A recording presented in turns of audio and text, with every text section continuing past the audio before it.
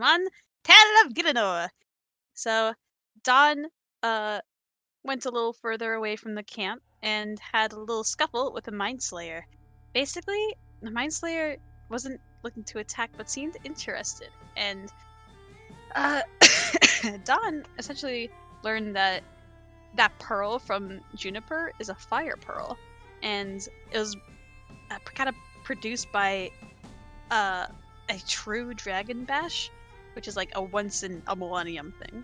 So, uh, essentially, he also basically gave Dawn like a vision, like a flashback of like this laboratory setting where he was in a beaker that was kind of like that had like some pie chart walls, and um, he saw that I think it was like a human hand that was kind of uh putting black blood into the water, and that made the octopus essentially spaz out and get start growing these like weird black veins that like it probably shouldn't even have.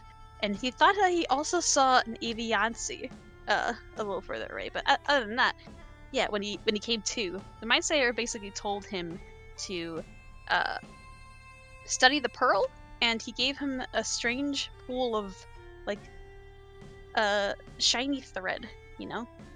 And yeah, after that, we decided to get the heck out of there. So after a little bit of discussion, we decided to go up to the same kind of covered area that the dwarves had, and eventually, after snooping around, sorry, Rhoda, we were we were able to figure out that, hey, these minecarts are unmanned while they travel north. Therefore, we hopped right on in, and yeah, we as we were zooming on along, we found one area that we kind of learned that they're kind of sifting through this area to look for these glassy pears. The dwarves seemed pretty excited whenever they found the glassy pears. Seems like they're collecting them for some reason. And then yeah, they had hellhounds. It was kind of it was very important that we get the hell out of there. So thankfully, Nia was able to karate chop her way into pushing the lever, so that the dwarves kind of just think that there's a runaway cart right now, because we're all invisible. We all had passed out traits. We're undetectable the entire sneaking mission, and as we continue north, we're more on flat land, which is kind of relaxing. But while we're moving up, we eventually saw the red minaret that the monk was talking about. We saw that it was surrounded by this weird vegetation, and it had a reddish glow, and it was uh it was we decided nah, we're not gonna stop to check that out. Maybe that'll be a later venture, but right now she did say that it's best to get the heck out of Dodge before search parties go out for us. But we also came across a giant aviancy island that crashed from the sky, presumably hundreds of years ago. And the only obviously we found armadillo symbols, which is to be expected, but we also saw some symbols representing the demonic Mephitis? Yeah, Mephitis. But yeah, eventually we were able to make our way towards a swamp. We're basically above this. Yeah, we're in a swamp, and eventually our fuel kind of ran out. But thankfully, because Alcana is so smart with her engines, she was able to figure out that, hey, this fuel basically runs on peat, and look, we're in a swamp. We could find plenty of peat out here. So we decided to stop the cart, pull it off to the side with a few oxen. Thank you, Natrix. And what's it called? Basically cover it up with some brush, hide it away, so that any other cart travelers won't see it. And yeah, we decided to look for some peat, explore the area, and set up camp. So Alcana and Fox started making their camp. And Alcana and Fox, they basically talked about how they actually think that the Zamorakian project, where they're saving people and like they're like running away from abuse, like it's actually kind of noble, like even though they're both ceremonists, they can still appreciate that, like these people want better lives for themselves. But also, they talked to Fox kind of talked about a book that he was reading that was about the Duke. What's the name of the Duke? What's the name of the Duke? Deveratus.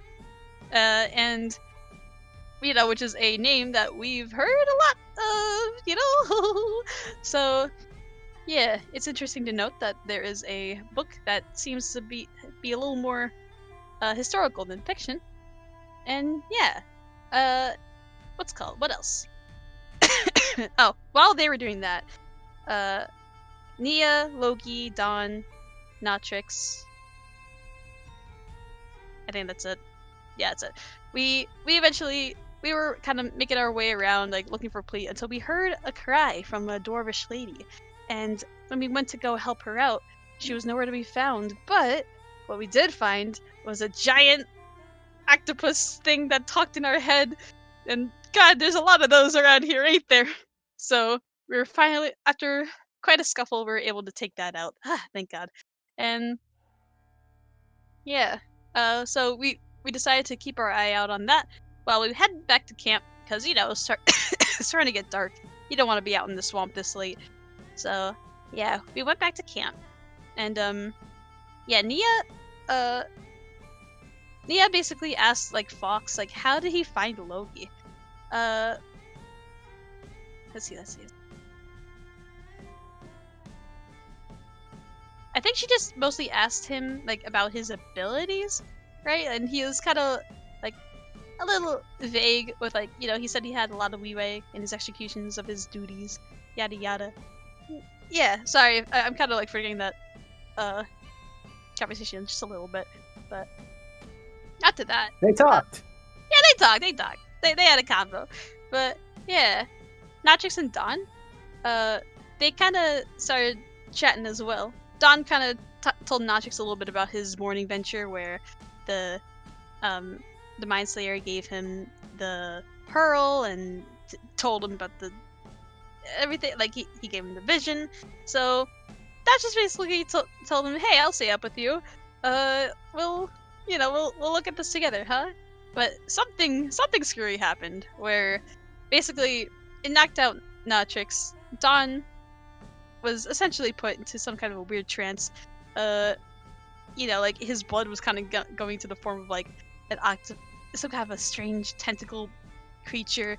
Don't like it. Doesn't feel good. Natrix eventually woke up Dawn, and it just like sucked back up to his nose, and what's it called? When he woke up, he had some strange interest, like strange knowledge in his mind that like it's almost like he remembered it. You know what I mean? Like even though he doesn't remember learning it. Ooh, it's almost like he's level 9. Can you believe it? But other than that, we all essentially woke up, and yep, here we are. Essentially. Essentially. That is what you were doing, waking up. And indeed, that is where we find the waves, having broken down camp, attended to all of their morning rituals as they prepare to delve further to the west towards the Herb Rubena. I want to ask Nautrix, since you have been acting as guide, what is your game plan for going on this march around, at least it would seem from Nia's preliminary surveys of the land through her spyglass, around the edge of this lake that rests at the westernmost reaches of this bog to the other side? Well, I suppose that we will be circling around the north edge of the lake. I don't think we should be quite on the water because who knows, there might be unsavory things lurking within. So maybe we're following the waterline, but not right on the waterline. And yeah, we're trying we're trying to not draw too much attention to ourselves. Um, All right. So since there is this whole lake here, uh, it's a pretty big marker. You're not going to get lost, but just for fun, why don't you go ahead and roll a guide check for me?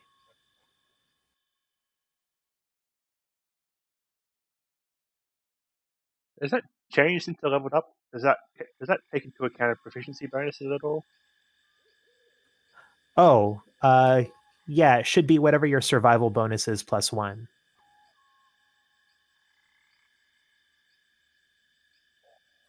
I think it's still fine. Okay. Oh, yeah, very nice. And what kind of a pace are you guys moving at? I think we can. Eh, We have another opinion. I was going to say medium unless somebody else had a better argument for another one. How many paces?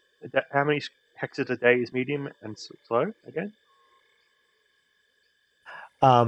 Medium is 6 hexes at a regular pace, though in the swamp, sometimes the pace can be, the terrain can be difficult.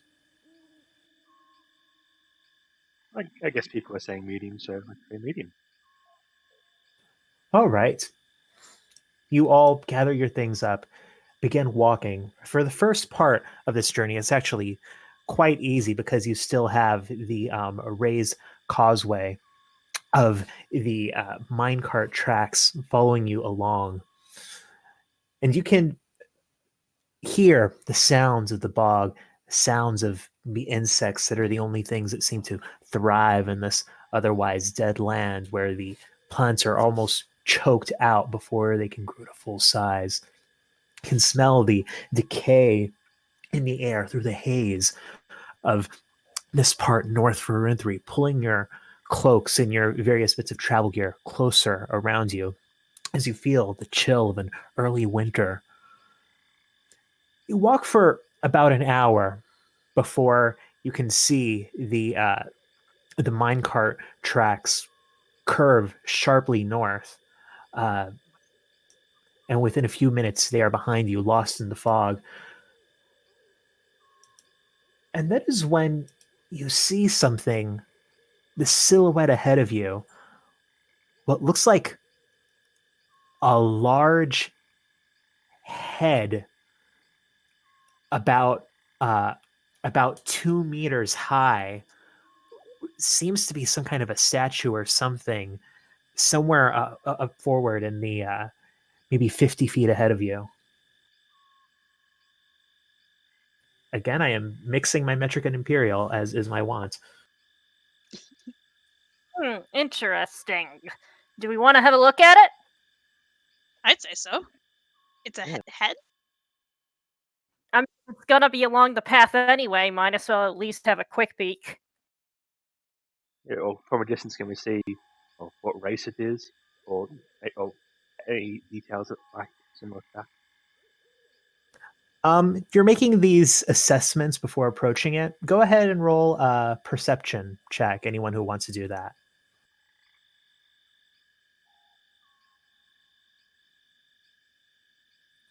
Yeah, Notrix, you kind of squint.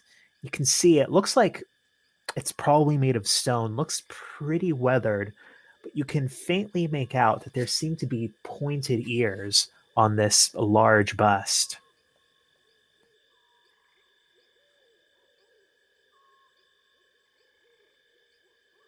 Hmm.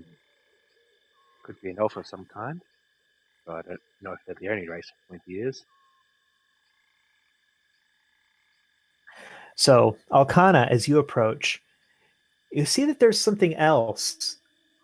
Kind of, you have to veer a little bit closer towards the water line of the swamp to approach this. And as you do, you see that there is this a squarish, just like almost like a rectangular stone, mostly buried in the ground, but you can very faintly see that there is a symbol of Zamorak, almost weathered away, carved into it in some kind of writing below.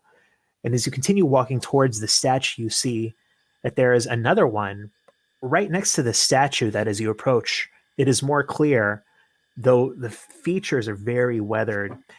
You're not sure that you'd be able to make out the individual it's depicting, but it's clearly some sort of an elf, and there's writing underneath. And what you know is Elven, though you can't read it. Oh, hey, she'd probably point this out to Nia first, because she's the one who could probably read it. Yeah, sure. Nia comes on over.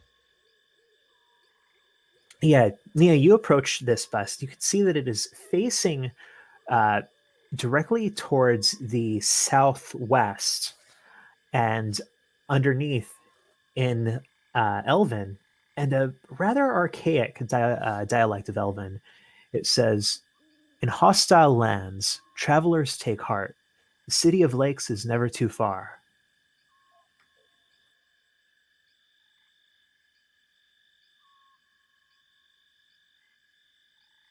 Well, that sounds Hmm. actually rather pleasant. Yes, Considering. that's rather out of the norm for the other inscriptions we've found here. So this place was called the City of Lakes, huh? Guess it is on a way. Yeah.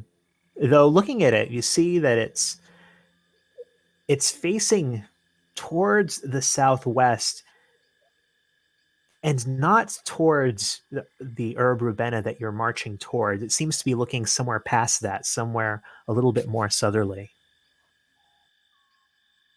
Does Nia have any clue of who this person is, or is it just some elf? You can roll an investigation or an insight check. You look at it, and just putting together the nature of the clothing, and only really its collar and a hint of the shoulders is depicted, it's probably something very archaic, something long before the history that you've studied. Put together that it's not someone, a figure that you would know of historically, but it definitely looks like someone high ranking. It looks like an elven lord, and given kind of some of the very distinct choices on the facial structure, it's depicting an actual individual. It's not just a generic elf.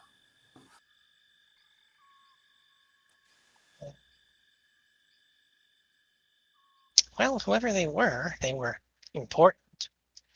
Don't know who they were, though. Hmm.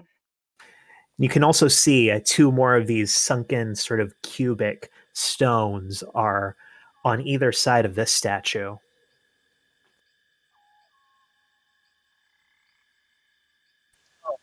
You said that there was a Zamorak symbol on one before that too. Yeah, you look at these ones, and on one of them it's too weathered away to make out, but on the other one you can make out more clearly a Zamorakian symbol, and there's some kind of writing in between the lot of you you'd pick out as infernal. That too. Uh, do you speak infernal? Yes. Ah, okay. So you see, in larger letters, it says 4 miles. And then in smaller writing below, that you almost have to feel along with your fingers to make out, it says, "Placed on authority of Duke Cacus, Lord of Ways and Gates." Actually, that would probably be Cacus.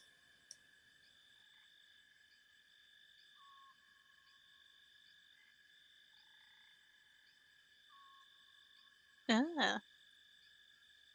You said 4 miles? That's what it seems to indicate, yeah. Hmm. Is there any Kind of sign? a marker. Yes. Is there any sign nearby in the ground of an ancient road or something like that? This might be a milestone next to a road. With this hint in mind, and between the lot of you, You kind of shuffle around in the dirt, in the muck on this side of the swamp, and you do uncover a few smoothed out flat stones that you put together. Could have very well been cobbles in a road, but there are so few of them given kind of the environment. It almost seems like, well, either this is a particularly ancient road, or maybe something happened to partially destroy this road, or what. But there are a few signs of the road. But I think as you start to spread out over the area, Notrix and Nia, you also both notice something. You notice that there are waves in the water of the swamp lapping up on the shore as if there's a tide.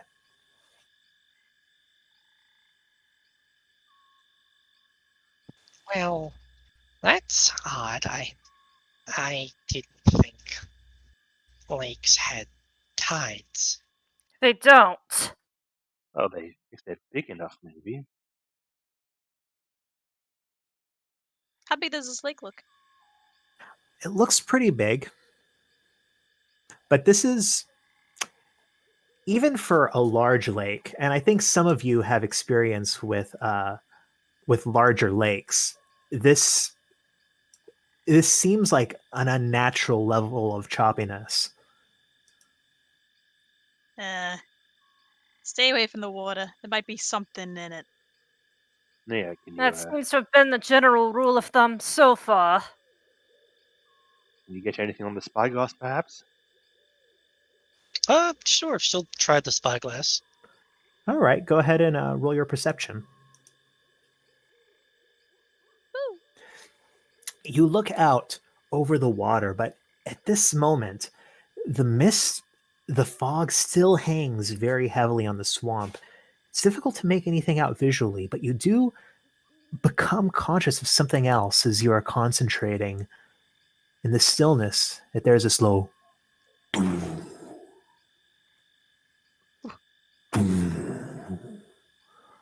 this rumble, almost like thunder, somewhere in the distance, but you put together towards the direction of the Herb Rubena.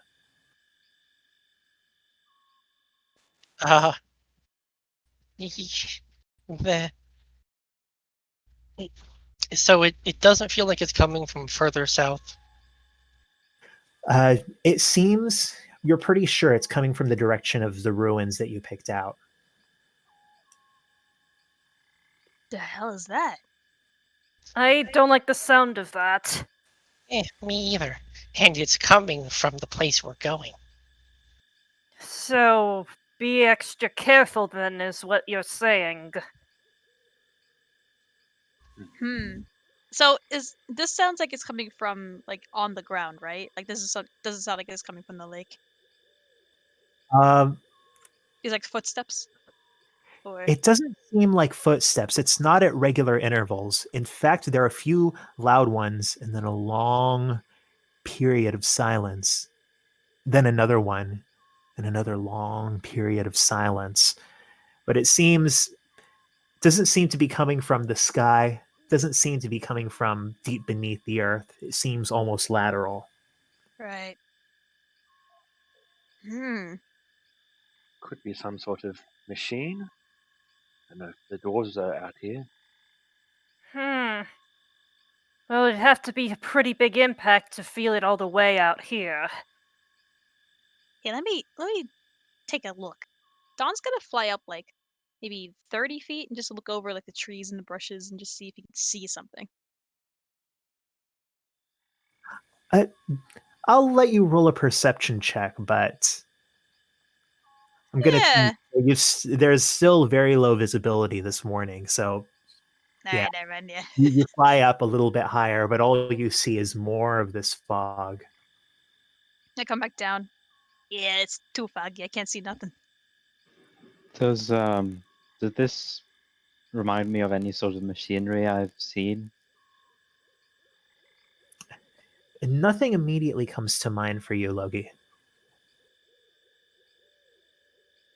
I look at Notrix and say, did your brother say anything about, you know, people being out here? Hmm. I guess. I guess people must have come out here, but I didn't think there was any permanent habitation. More like, well, what we're doing, ventures out here. But I guess I didn't get um, an exact idea. So you're not totally sure. Yes, well, they've been looking at the city, I suppose, just out of curiosity, same as us. But I don't know if anyone is staying there. Hmm.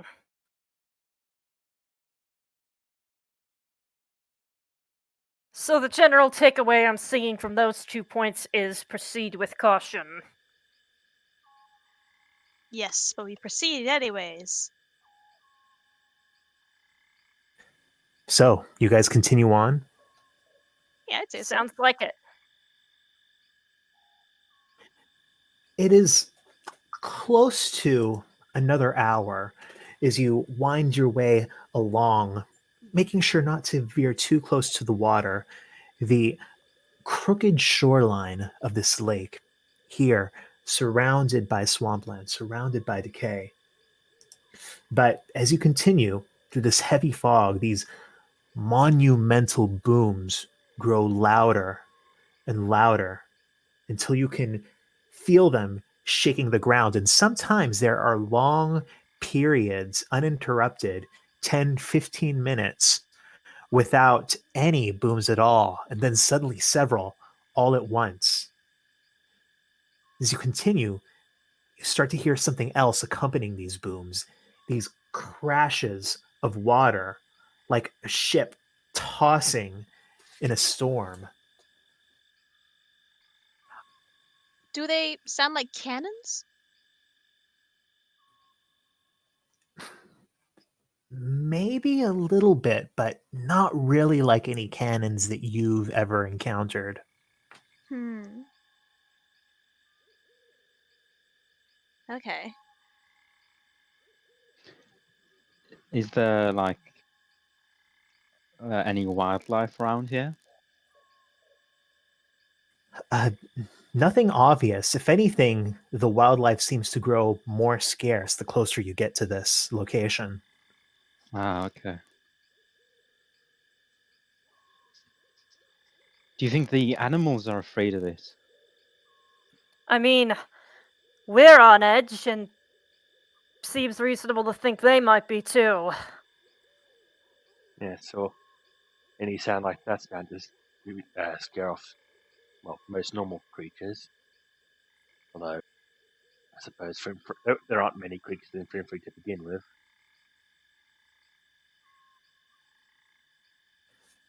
As you continue walking through this fog that is now heavy and damp on you like pea soup, suddenly there is this wind, icy wind, one of those winds that blows through you to the bone. And you can see this cloud that you're walking through start to blow away. And suddenly you get a clear view of the landscape before you. You can see the waters of the lake now crashing against each other, clearly agitated, huge waves. You can see this craggy landscape at the shore, more of a cliff than a gentle slope, and it has been scoured of the mud and silt that typifies the bog shoreline. Instead, it is this stone that's riddled with boreholes and crevices like a sponge. Below that, you can see the water churning viciously and rising from the swamp, partially obscured by this swamp gases and mist and smog, these soaring towers of riveted metal leaning sickeningly. See these stone foundations that have been eaten away by the centuries. And in the very far distance, rising almost like titanic ribs through a discolored haze, this endless skyline of more of these crooked, disheveled structures at an unthinkable scope. The bulk of the city is in the distance, but it is on a scale larger than Ardoin, larger than Barak, larger than any city you've seen. Holy. Look at all of that. Oh, this is much bigger than I thought it would be. I guess they didn't call it a super city for nothing. Indeed. I guess it hasn't fallen apart in the ensuing centuries. Well, too much at least. Hmm.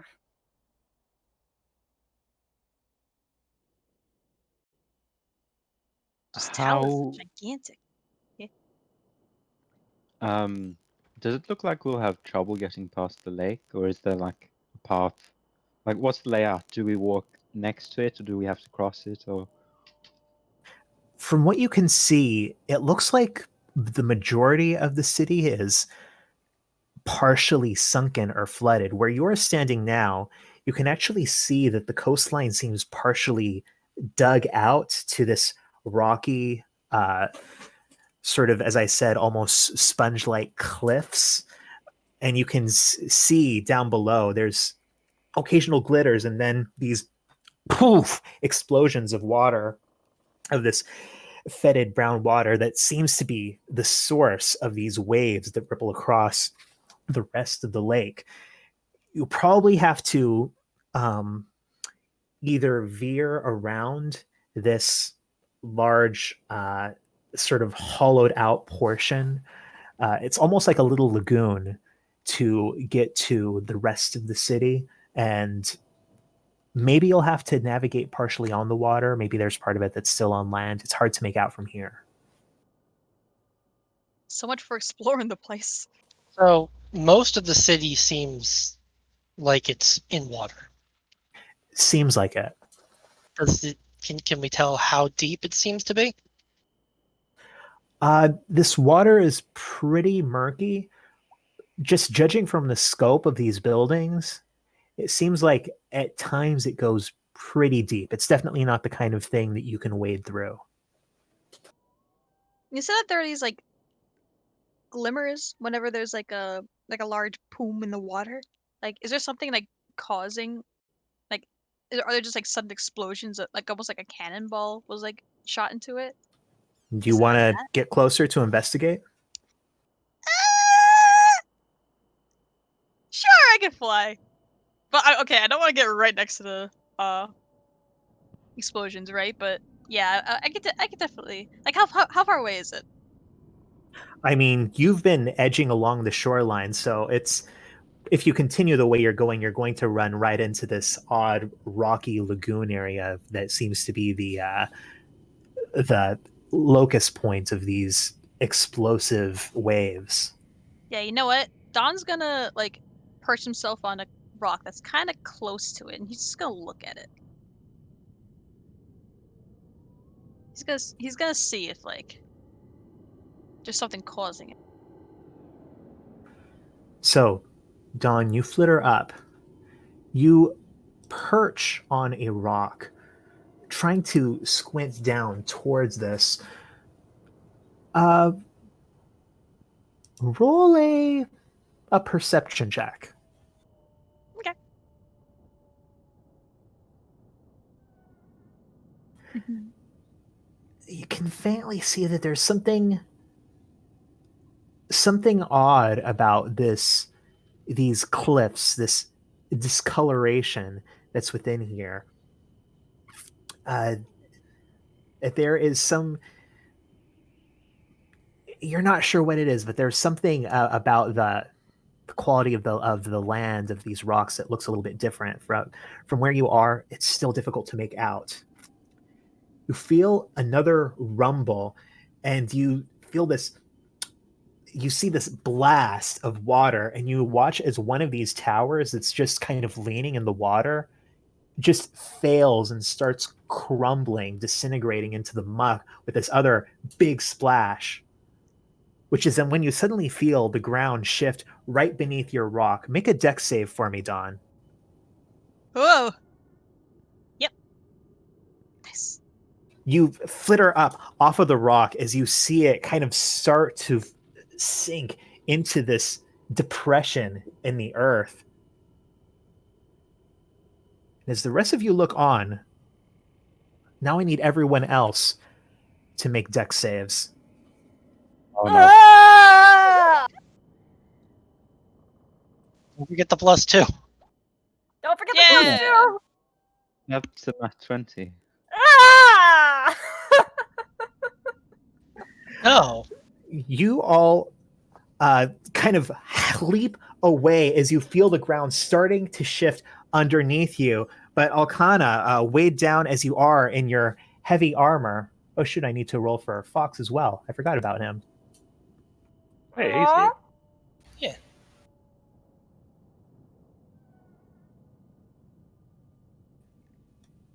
Come on, come on.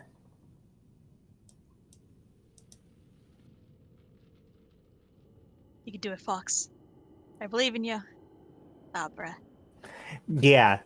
You watch as your two paladins start to scramble as the ground starts to sink beneath them, and Alkana and Fox both fall into what seems to be this pit opening up below you. Alkana, you see as the level of the land is lost to you above in this jagged crevice of earth. You see that you are in this very smooth walled borehole that is at this steep 45-degree angle, and you are starting to slide down. I need How you to far- make another. How What are you far doing? down am I? You fall down maybe only about 8 feet, but then you fall into this smooth walled tunnel that is at this steep, like 45 degrees, and you are starting to slide down. I need you to make another athletics or acrobatics check. Okay, something I'm actually good at. You see Fox kind of push himself up, find a handhold in yourself, only a couple feet lower from him. Find another handhold in just the ridges of this tunnel that you find yourself falling into. You can see far down below the last point of light, just opening up onto churning water. And you see another large wave just splash out, partially come up the tunnel, but nowhere near where you are. Oh, shit. Ah. Hey, someone get me a rope. Something about the lad here is very unstable. Yeah, I have 50 feet of rope. Is that enough? Oh, that's definitely enough. Okay, so Don't worry, Loki's we going got to you. throw the rope down. You toss down the rope, and easily enough, Fox and Alkana pull themselves back up. You all take a few steps away from this. Ooh, damn. All right. Uh, I think I know what's happening. what do It's you obvious- think? It's definitely, all these buildings falling apart. And every time a building falls down, it's making that giant crash. Huh. Are the buildings falling down that frequently? I guess so. I mean, look at how many there are. Yeah, it's huge. Though as you look down, you can see that some of these big crashes, almost explosions of water, are coming from where this kind of rocky lagoon is. A lot of them are coming from down in the center of that, and there are no buildings here. But some of them ain't caused by buildings. I It's think the weird. falling buildings are a side effect of, well, all this erosion by the look of it. Yes, but what's eroding them? That's clearly not a natural pattern. Something underwater. Ugh. Hmm. I definitely don't think it's safe to try to wade this water. I mean, something will pull us down, you know? But how do we proceed well, to be honest, this place seems like a death trap. Notrix, you had something that could let people walk on the water, right? I remember you using it back on Ashdale. Yes, indeed. I was just about to say. That is a great safety precaution, because even if we do get even if we do fall in it, it'll be just as harmless as just falling onto the ground. And well, can we withdraw a little and spend 10 minutes casting Water Walk as a ritual? Yeah, you guys, well, step back a bit. I'll wait for Nautrix to cast Water Walk. As you're waiting, there are a couple more of these Thooms. But you, Neo, with your acute hearing, you notice something else. Maybe you hear it a little bit more loudly now that there is this rift in the earth where Alcana fell through closer to you. But after each of these booms, there is this faint sound, this skittering sound.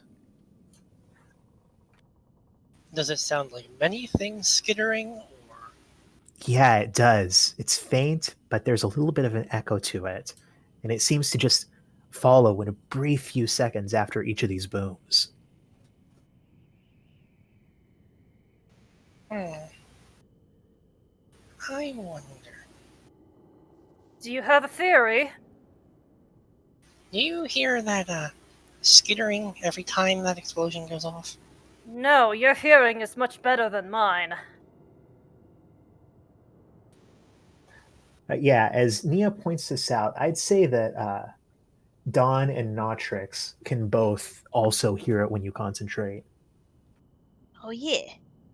They almost sound like crabs or something. Crabs out here.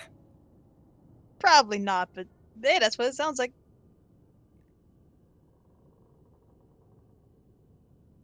But So what could that mean? Are there just a bunch of creatures in the water?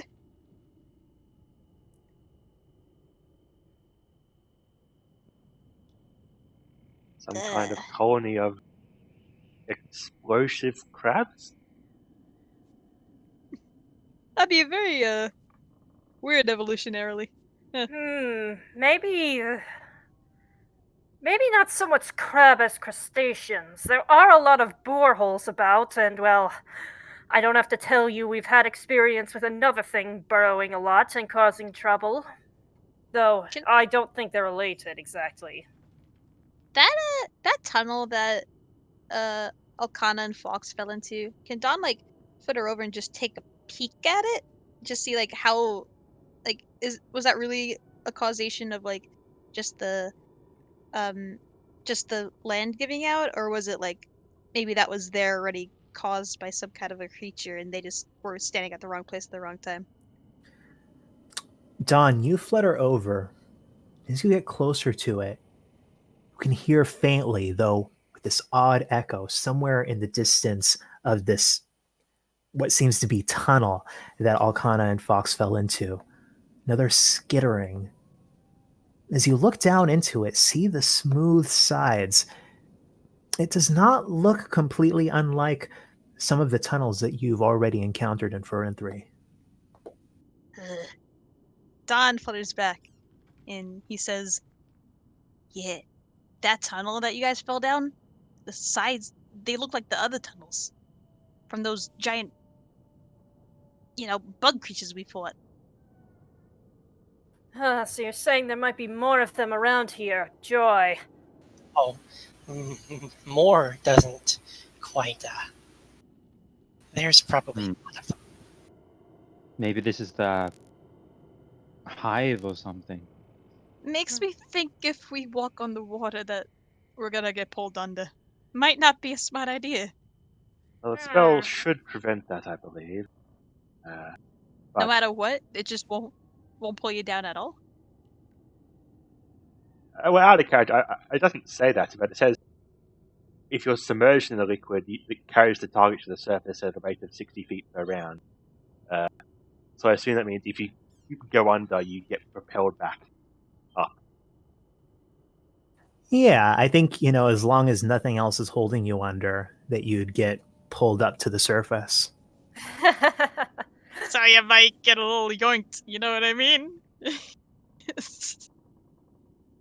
Well, you can go around.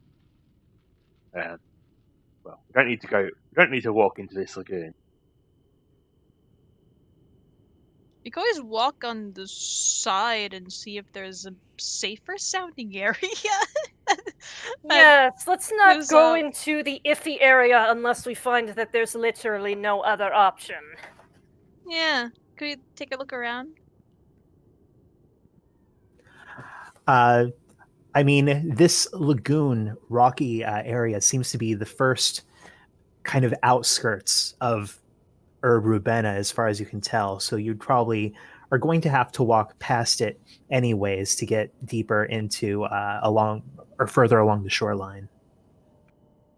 Yeah, we can walk past it. We're not going to march right into the middle of it at this time, I think. Yeah, let's keep to the sides. Maybe we're probably gonna have to sprint across. We ain't got a dally. Like you said that there's like, is there land like kind of like that we could see that we could like at least take a break on? I mean, you're on land. I know, but like once we get on like the water and we like go forward, Or is do we? there I any? mean, there are a lot of foundations of buildings kind of jutting out uh, that seem to be regularly above water. Yeah. How safe they are, how stable they are, you can't really know from here. How long does it look like it would get us, or how long does it look like it would take us to get across this, the big part? Um, Probably that skyline that you see is a mile away from here. Oh, goddamn mile. I think we can do that in an hour, pretty easily. Yeah. And there's like, is it like the picture where there's like debris where we could like at least kind of stay Yeah, close to? yeah. There, it's not like the city is there and you are here. You're kind of right now at the very outskirts of the city. Just it seems like the main part of it. I get you. In that case, I think we're okay to go then. Yeah. Because I mean, if we wait, I don't see any evidence of like, you know, the skittering getting any better. So wait, so are you trying to circumnavigate the rocky lagoon on land, or are you just all walking straight onto the choppy water? I feel like walking straight from the choppy water isn't the greatest idea. But if we walk on land, will we get any closer to the buildings and stuff? Uh,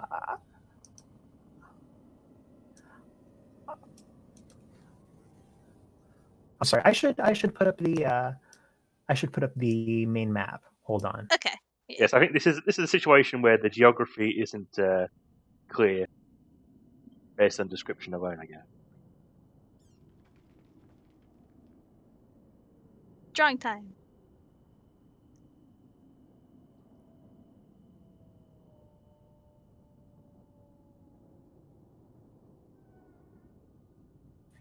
So you have come up near the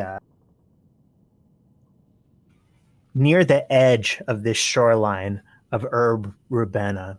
You can see that a lot of it is in the water, and you can see that the shoreline is kind of cut away around this rocky lagoon, but then it continues past that.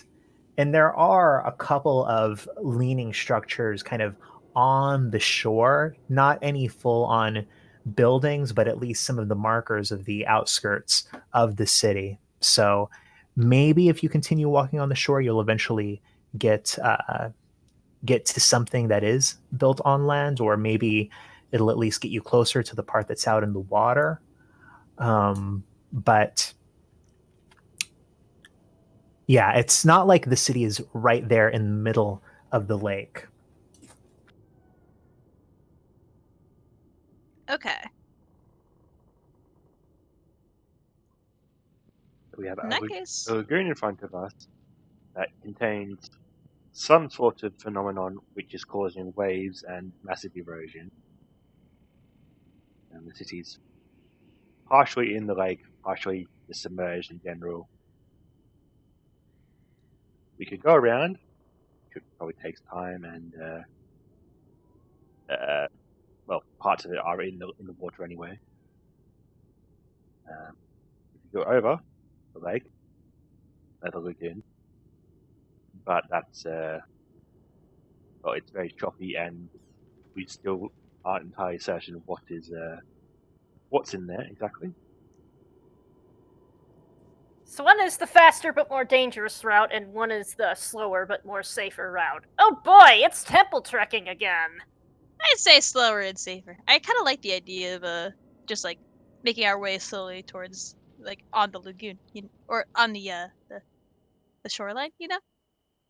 Okay, so how about we just try to circumnavigate this lagoon to get towards some of the buildings which aren't submerged, Right. and yeah, we'll keep an eye out as we're walking on the lagoon and see if we can see anything more as to what's causing these waves. Sounds like a plan. Yeah. So you decide to circumnavigate around the lagoon, giving this rocky area a very wide berth.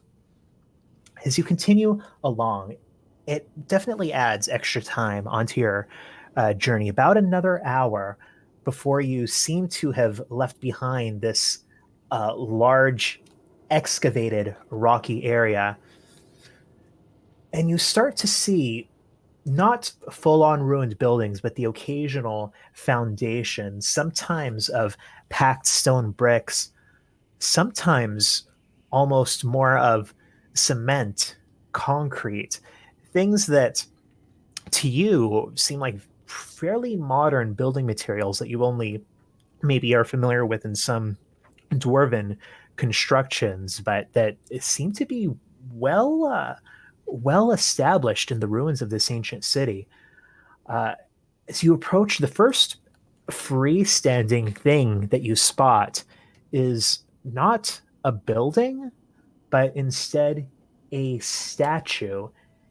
It seems to be two figures, demonic from the looks of it, planted on top of this miniature mountain range.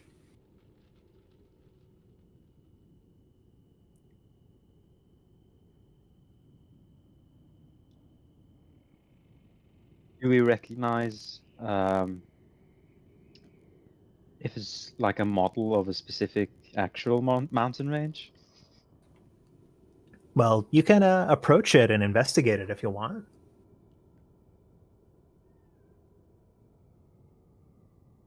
I say that's something we want to do. All right, then. Someone roll investigation.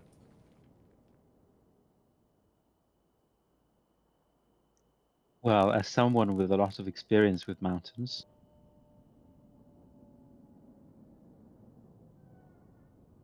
So, Logi, as you approach, you can see these figures more clearly. One of them is larger. It has these strange compound insect eyes that cover most of its face and this very spiky armor. The other one is small, very lithe limbed, kind of the way that it's been sculpted. It has kind of this graceful feel to it and these large wings. Both of them have one foot planted on this rock that you put together after a few minutes of after a few seconds of investigation, that it's actually a depiction of the White Wolf Mountains, and you see below the foot of the figure in the spiked armor, there's actually a druidic wreath. Below that, there is this heavily faded plaque, but you see that there are two names on it: Sucellus and Corinius. And there's something there about conquest of druids, seizure of mining, and production of vessels. which one had the Druidic wreath? The one in the spiked armor. Okay, the insecty one.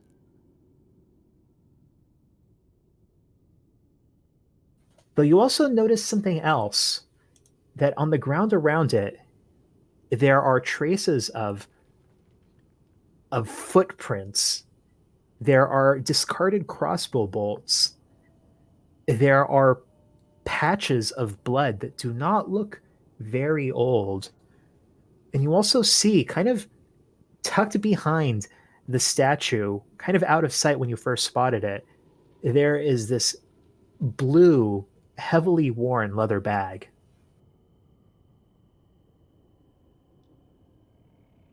Uh-oh. Blue. Um. Okay. Do we see this too? Hi, Rob. Yeah, if you come up with them. Oh, yeah, I do. Yeah, I think we should. Oh, are Yeah, we we're all all walking getting a together, bit right? closer, or does anyone not want to come close to the statues? I mean, I don't see why Elkanah wouldn't get closer. Yeah. Okay. Can Don... I think Don would just say, like, damn. Looks like a battle took place here. Do I see um oh damn. Is there any like sign of like where these people could have went? Like more tracks like just trailing off to the left or the right? Something like that. Uh, yeah, roll a survival check. That's what's usually used for tracking. Yeah. Damn it. You look and you can see that they seem to trend a little bit towards the west, towards what you put together as further along the shoreline, but you lose them in only a few meters. No. Hey, before I do look at that though, could Don see that bag? Yeah, you see it. Can I look in it? So the bag is about as big as you, Don, but Oh you yeah. kind of drag it out. And as you do, you see something else that's a little bit less friendly. You see that there is a hand clutching the uh, the strap of this bag. There is what seems to be half of a diamond tattoo on this hand, and you cannot see the other half of this tattoo because this hand appears to have been singed off at the wrist. Ah! Ah! Oh god, there's a hand on it. Ugh. Ugh. Like stuck on it? Yeah, look. Ugh. Now you can see what seems to be a human hand just in rigor mortis clutching onto the strap of this bag. The hell? Ugh.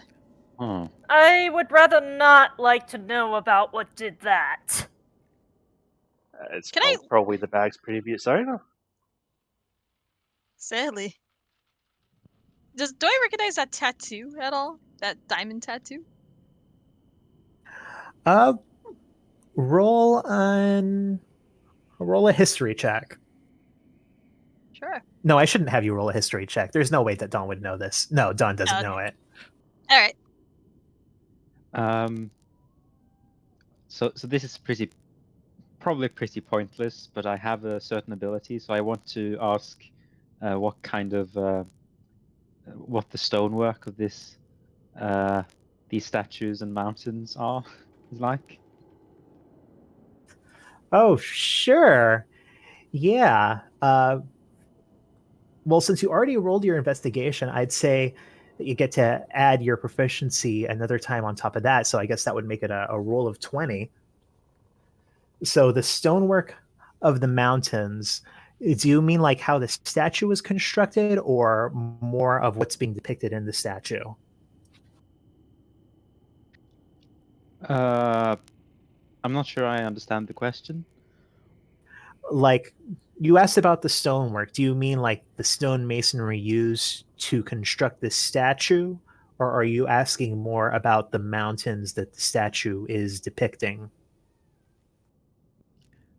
Well, I figure that the former is probably going to be more useful information because the latter is presumably just the White Wolf Mountains. All right. Looking at the statue, it seems it's definitely has a lot of weathering. The whole thing has kind of gone this streaky brown just from age. But as you kind of examine it, pull some more of it away, you can tell that it was actually constructed, quarried out of a what seems to be a single piece of white marble. It's always marble, even when it isn't the special kind of marble.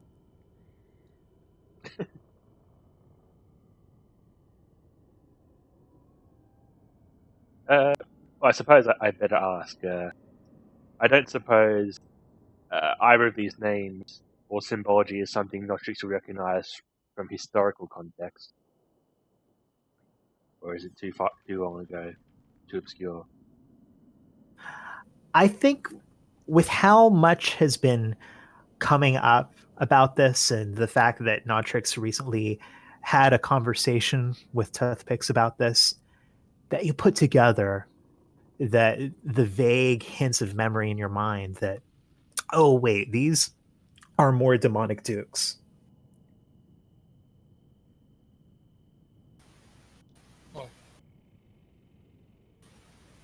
You mentioned the tattoo, the half tattoo. Does Nia recognize the half of it? Uh, sure, I'll let you roll a history check. No, you don't recognize it.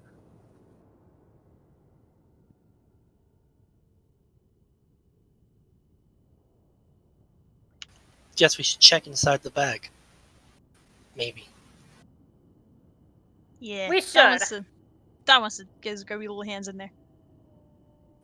So, Don, you open up the flap, and you can immediately see that this bag, which is not actually that big, but it's divided into 3 compartments. Go ahead and roll a d20 for me. Oh, okay. Okay.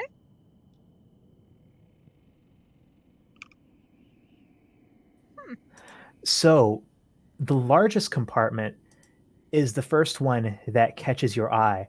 As you look in there, you can see that there are these 4 large rectangular clay tablets of some kind. You pull them out, and they are the first one you pull out is covered in this dizzying array of these arcane symbols that at first makes no sense to you, but as you look at it more, you seem almost to recall something that you don't actually know, Huh. or maybe something that you just never learned yourself. You put together that this is a spell tablet. Uh. You pull out the first 2.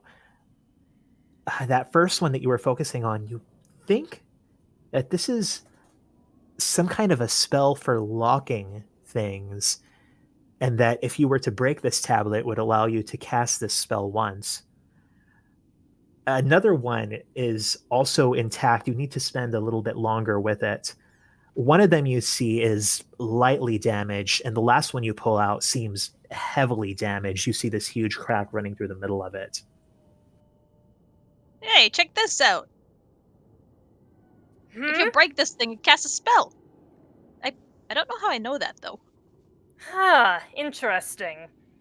Think Elkanah would have a look. Yeah, I'll kind of you take a look at this, and I think between Alcana and Nia and Fox, you put together that this is uh, something created through wizardry. That it is a way of preserving spells, a spell tablet. Dawn, as you continue to rifle through, you pull out this uh, leather roll. As you unroll it, you see that there is an assortment of these tiny metallic scrapers of brushes and of these various small vials of some kinds of liquid, all stoppered with cork. Then in the last compartment, first you pull out this oblong dark gray stone, and then this crumpled up bundle of paper that seems to have something inside of it. Can I open the paper? Yeah, you open up the paper and you see that there are these little grayish, glassy shards. Only a few of them, but then you notice that the paper itself seems to have been torn out of something. You see that it is covered with this very chicken scratchy handwriting. Huh. Hmm. Does Just it? uh, so this backpack was blue. There's not like some sort of label inside that's like property of wizard Bumblemore or something. I mean, there's not a label on it. There's not a little tag that says "If found, please return to so and so." Worth a shot. Yeah, the only Hmm. writing seems to be this crumpled up piece of paper that was used to, as far as you can tell, to kind of insulate these gray glassy shards, or to cushion them. Can he squint at the writing and see if there's anything he can recognize? Yeah, you displace the shards and you kind of smooth out this sheet of crumpled paper, and you see that it is indeed a page of notes written in common. And what it says is, well, I meant to put this into a handout, but I'll just read it out. I'll put it into a handout later. Okay. Believe this is of a piece with rune essence and the lodestone that's quarried beneath Tor. Similar phenomena, if not matching compositions. Nearly every sample I've obtained has come from Forinthry. Primary accounts would seem to suggest these shards were instrumental in the development of vessel-based demonology, by all accounts a very distinct phenomenon from arcane and druidic summoning, whose particulars still elude me. So far, I have been unable to obtain any samples of the Blackstone that is a magical companion to both these materials, but I believe its original source is in the north, and some of the native Hapfernics still make use of them in concert. Hmm. Don would definitely read that out loud. And oh, thank you. Um. Yeah. I think Don would say, "Well, seems like whoever this stowed was, he was gathering information before he got jumped." Do Ah. you think? So Do definitely you a think we wizard should? then. Yeah. Do you think we should go out and try to help him? What do you think he got jumped by? Uh, Something considering that used fire, clearly. considering all that seems to be left of him is his arm, I'm not confident that we're going to be able to help him, John. Can I look at the stub of the arm to see like was it cut off by a sword or was it nibbled off? You look at that hand, and you see that the wrist, it looks like it was cauterized. It seems to have been burnt off. Well, whoever attacked him maybe was magical. But hey, look, maybe the dude's alive. It's like cauterized. So maybe the other side of the stub is also cauterized. You know? Uh, I think we all admire your optimism, Don. Yes. So beware of something that apparently uses fire, gotcha. Uh, If we do find an armless wizard, we can try and help them. If all that's right. what Don wants to do. Real fast, can I look at the the footprints I found earlier and they look human, right? Or do they Um, look they seem to birdish? be, at least they're human scale. Yeah. What humans would be out here though? Well, people like us, I'm assuming. Sure, but why would they, you know, jump this guy? What's the point? He doesn't. Hmm. Because they didn't want him looking around? Maybe. Yeah, it could be the local Hatburnic or other inhabitants. Oh, true. You're right. You're right. Can Notrix have a look at these vials and see if you can identify any of the liquids presented within.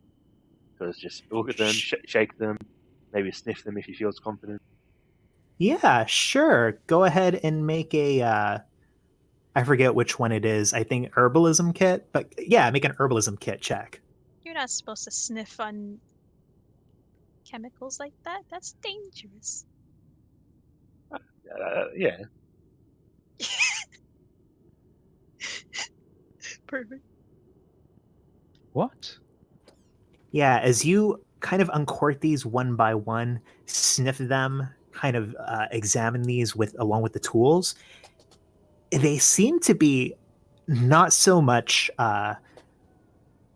They seem to be like pure acids and alkaline solutions, and you're able to surmise that this is less a less something for practical purpose and more something for testing other materials, for determining the composition of other materials scientifically.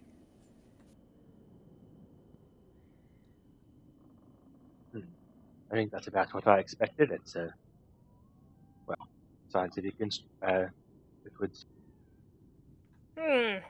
So nothing too out of the ordinary then. Yeah. But I'm not sure any of us know how to use these kind of things.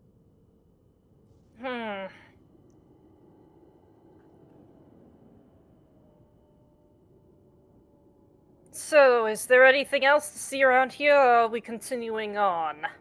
Well, there are those shards, apparently related to demon summoning. Yeah. Are you investigating the shards, Notrix? Do it. Oh yeah, I guess Notrix is technically the most qualified. Yeah, I'll investigate those. Yeah, you can enroll investigation or insight. Yeah, I'm not sure what my approach would be. Just going to look at them. Wait, you said insight? Yeah, you can use either one.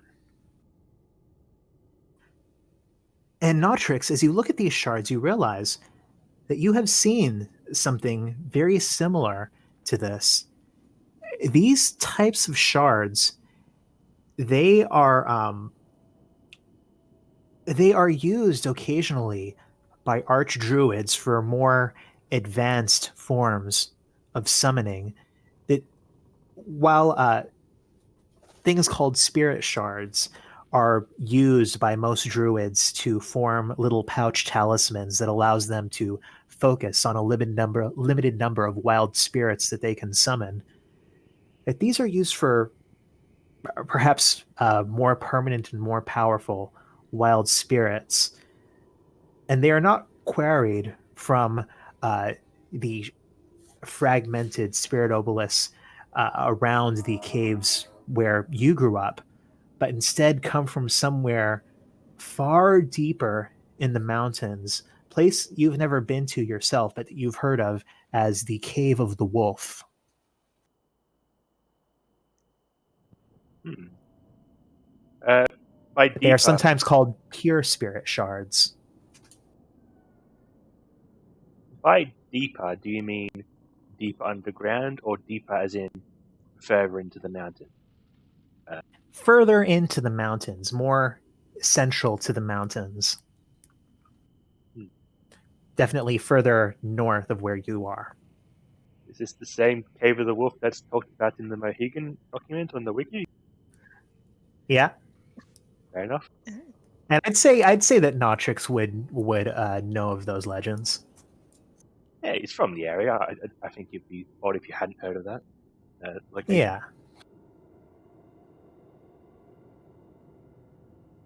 Well, these are spirit shards. I can tell you that much. They're quite a rare variety, actually. Really? Yes. Oh, Don, you should know about. Well, maybe I don't. Maybe I don't. I shouldn't assume you should know about this kind of thing.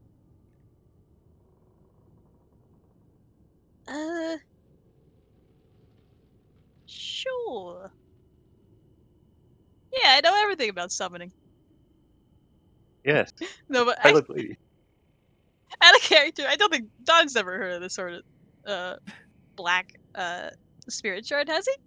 No, this is like the whole concept of using spirit shards to make talismans for summoning. That's a whole other thing that fairies don't do. They have no need of that. They're from the spirit plane. Yeah, we just occasionally get summoned. We don't know nothing about that. No, but Don's lying. He's gonna say, yeah. I think I remember hearing about it a little. But anyways, this guy, I wonder why he's looking for them up here.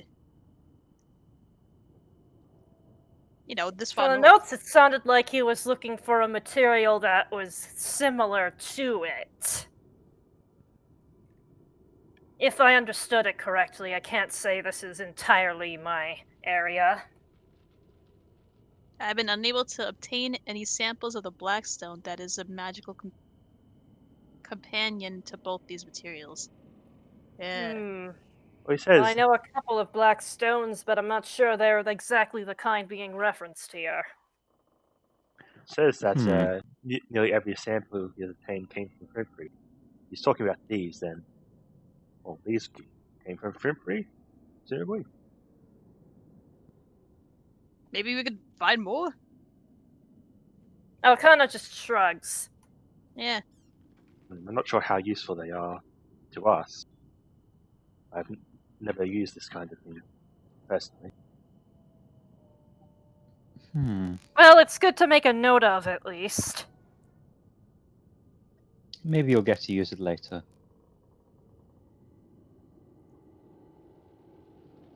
Well, is there anything else to see here, or are we continuing onward?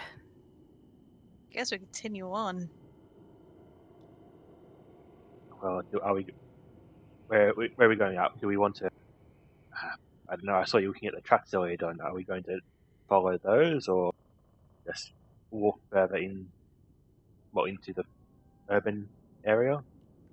Yeah, what are our options? Like, what does it look like? We could either follow those tracks, or like, is there some kind of a semi side path?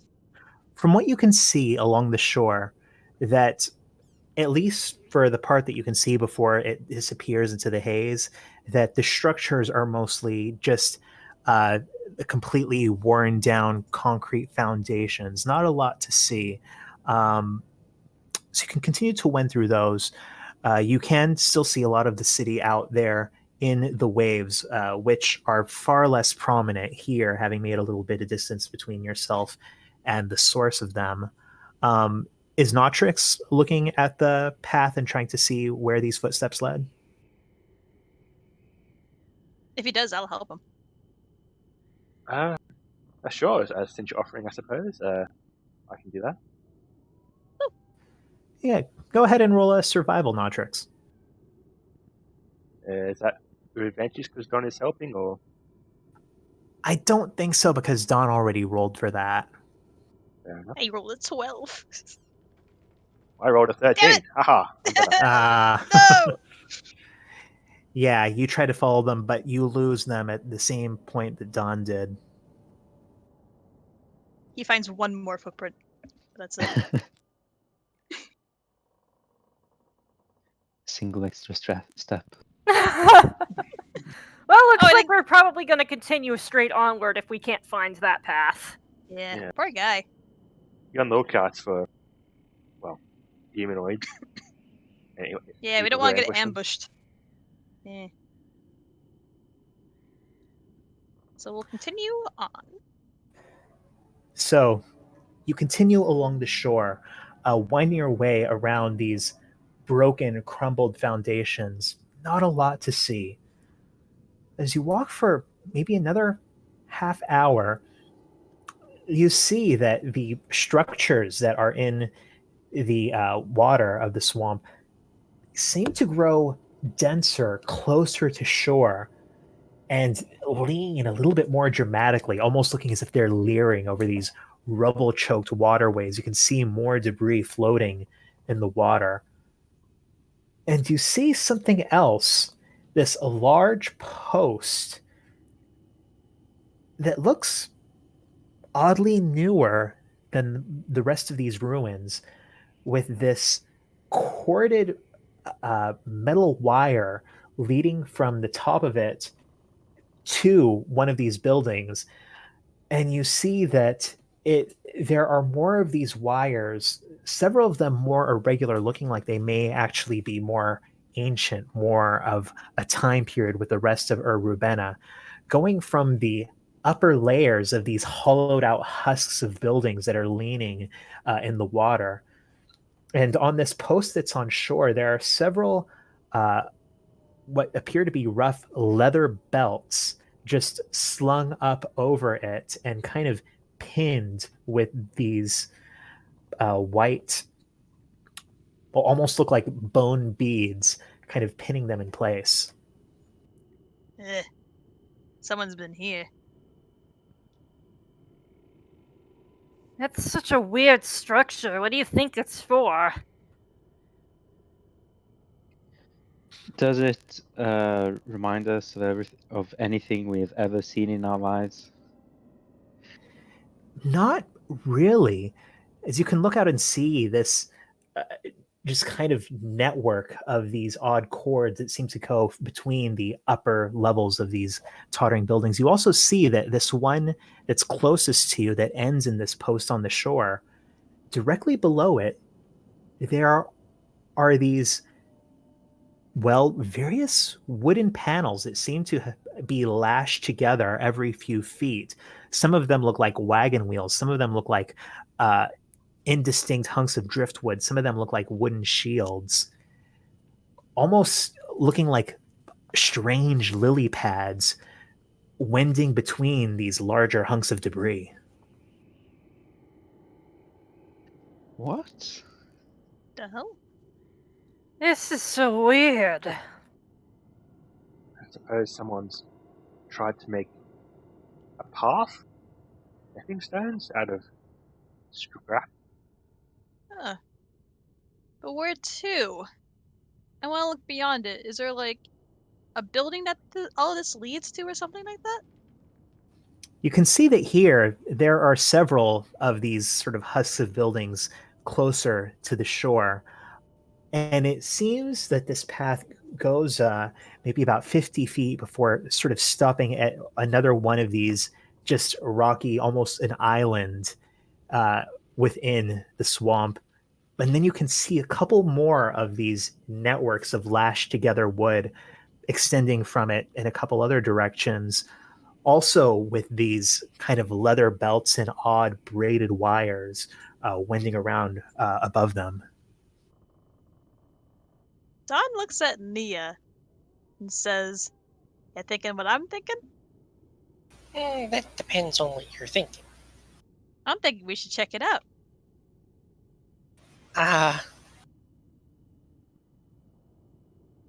What, you think we'll get caught? We're walking on the water right now, right? You're walking on the shore. Okay. And there's stepping stones, so I mean, I got 2 spell slots. You got sneaky.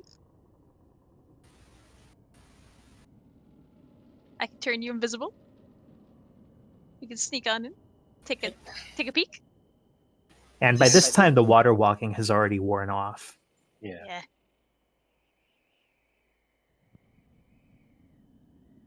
But there's stepping stones, right? That we could use. Yeah, not quite stepping stones so much as they are like random floating hunks of wooden debris, but they are kind of lashed together in these, regularly spaced. Well, as I said, almost like lily pads. Oh, okay.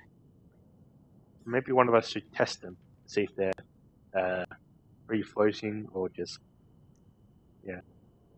Don test one. So you just go down to one of these wooden things and land on it? Yeah, even though that probably won't mean anything if it's fine because, he's so light. Yeah. Yeah, Dawn is so small. You just land on it, no problem. Kind of perch on top of it. I kind of like rock it around, like to see, like, oh, does it rock around easily? Because if it does, then yeah, there's no way. All right, if you're trying to rock it, make an acrobatics or athletics check with disadvantage. Oh, god damn it. Okay. you rock it and you feel the edge kind of teeter up a little bit, but then go flat again as you manage to stay still in the center of it. Whoa, whoa, whoa. Yeah, I don't think you guys could stand on this. Well, that axes that idea then. Ugh. Why would people put random or purposely place bits of wood like this if it wasn't for walking on? Maybe Mm, they got the same spell we do? I don't know. Or there was a point where it was a fair bit more functional than it is now, and there's just been no one around to maintain it. Yeah, as far as you can tell, like these wooden bits seem like they're fairly newly lashed together because you can see that it's mostly just regular hempen rope. The cords mostly seem like they're much older. A lot of them seem rustier, except for the last one that's leading up to that post on the shore with the several leather belts just hanging down from it. Can Don? Well, how far away is the post with the leather belts? Well, I mean, you'd have to pass that. That's the closest thing to all of you because that one Yeah. is right on the shore. Oh, okay. Can I just take a peek at the leather belts and see if there's like anything to them? Yeah, you flitter over to that. And they seem like they are rough leather, fairly thick, fairly sturdy. Um, they're sort of lined up, hanging on this corded metal wire, uh, hanging down pretty far. And yeah, they each have like a single pin and hole at the end, kind of holding them in place. But it seems like it's pretty easy if you wanted to slip the pin out and take the belt off of the wire. Huh. And this wire just leads up towards one of the buildings. Yeah, yeah, and it seems like these lily pad things have been spaced out kind of underneath where this wire is hanging down lazily. It's got a fair bit of slack in it. And how high is the building with the wire?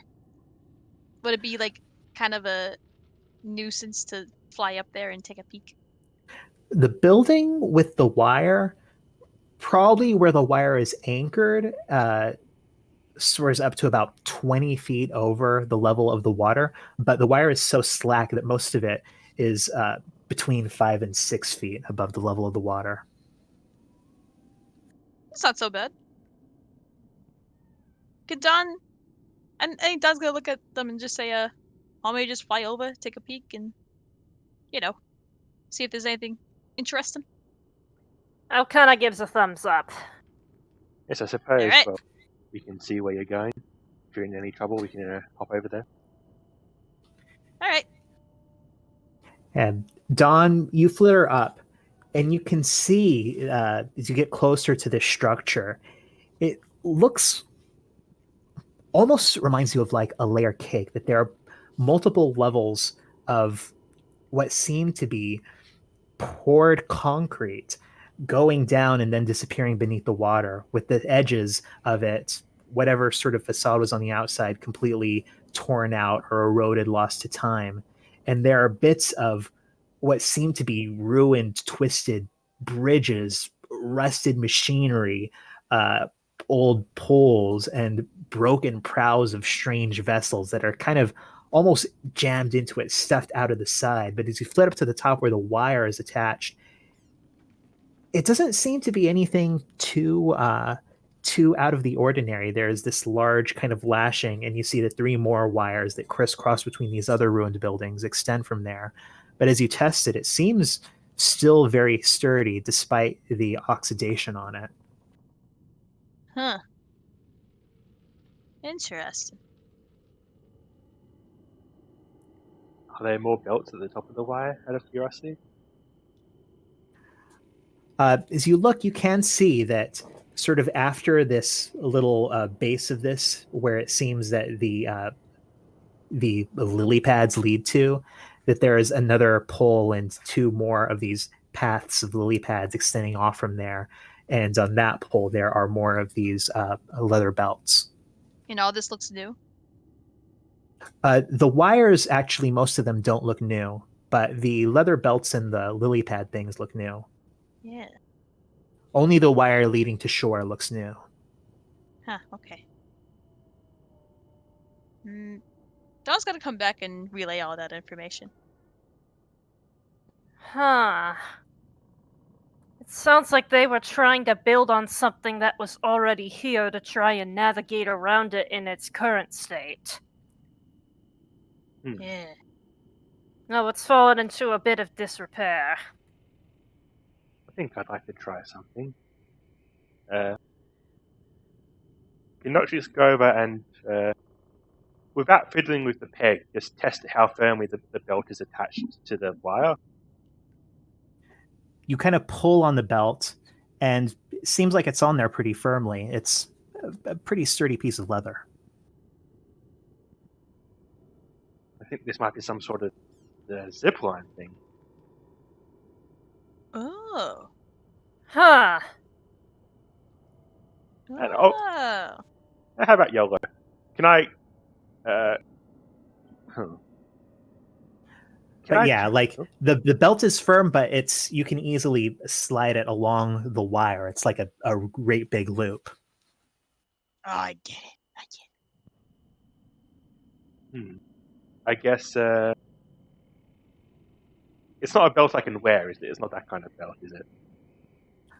I mean, you could if you really wanted to, but it's not like a notched buckled belt. Okay, can I sort of hold it and then using that to support myself, sort of run across all these floating things?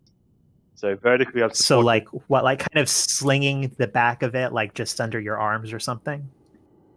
Yeah, I want to using that to lift me up, and then use my feet to kick along all these different things on the water. To kick off Yeah. some. Roll an acrobatics or athletics check. This seems like how you're supposed to use this. Let's see. Right. Well, you feel as you kind of sling it right under your arms and you feel the give along the wire, you feel like you're doing a pretty good job. And as you take that first leap onto the platform, feels very easy. And then you leap onto the second platform, you get a little bit too cocky and you just slip right out of the harness and splash into the water only a couple feet away from shore. Ugh. Are you okay? Well, it depends how deep it is. Am I actively drowning now? Or is it just... No, you're only a few feet out. You easily pull yourself back onto shore.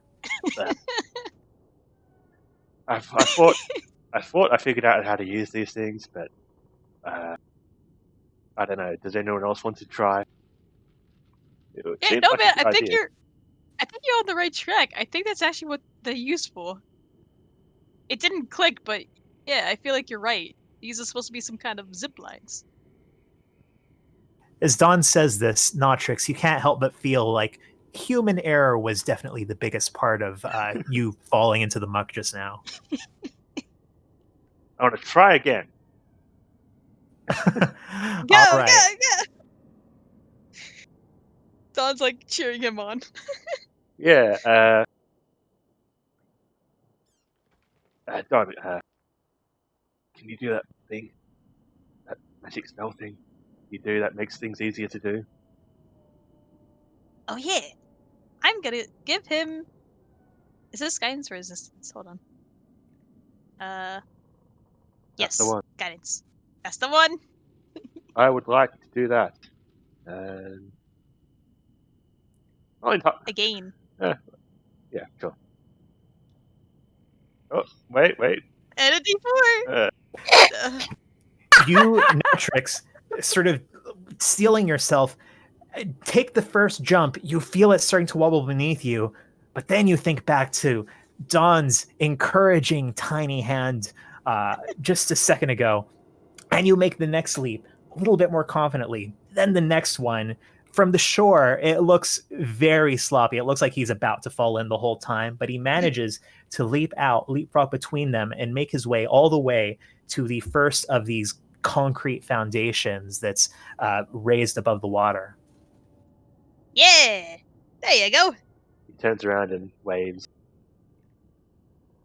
Well, I'll be worse than damned. You figured it out. Yeah, we kinda got lucky on the way there. Let's hope we're a bit more lucky then, huh? Who's next? Akana just kind of glances over at Nia, whom she believes to be the most dexterous of our group, correctly. I will say it's acrobatics if you're focusing more on making clean leaps between the leap pads, and athletics if you're focusing more on pulling yourself along using the belt and wire. I suppose Nia can try next. All right, roll an acrobatics, Nia. You can get higher than that. Come on. Yeah, Nia, I feel like it's not your best work. It's a bit sloppy, but you still manage to loop this belt right under your arms and make the leaps between these lily pads until you join Notrix. Hey, Nia. You figured it out.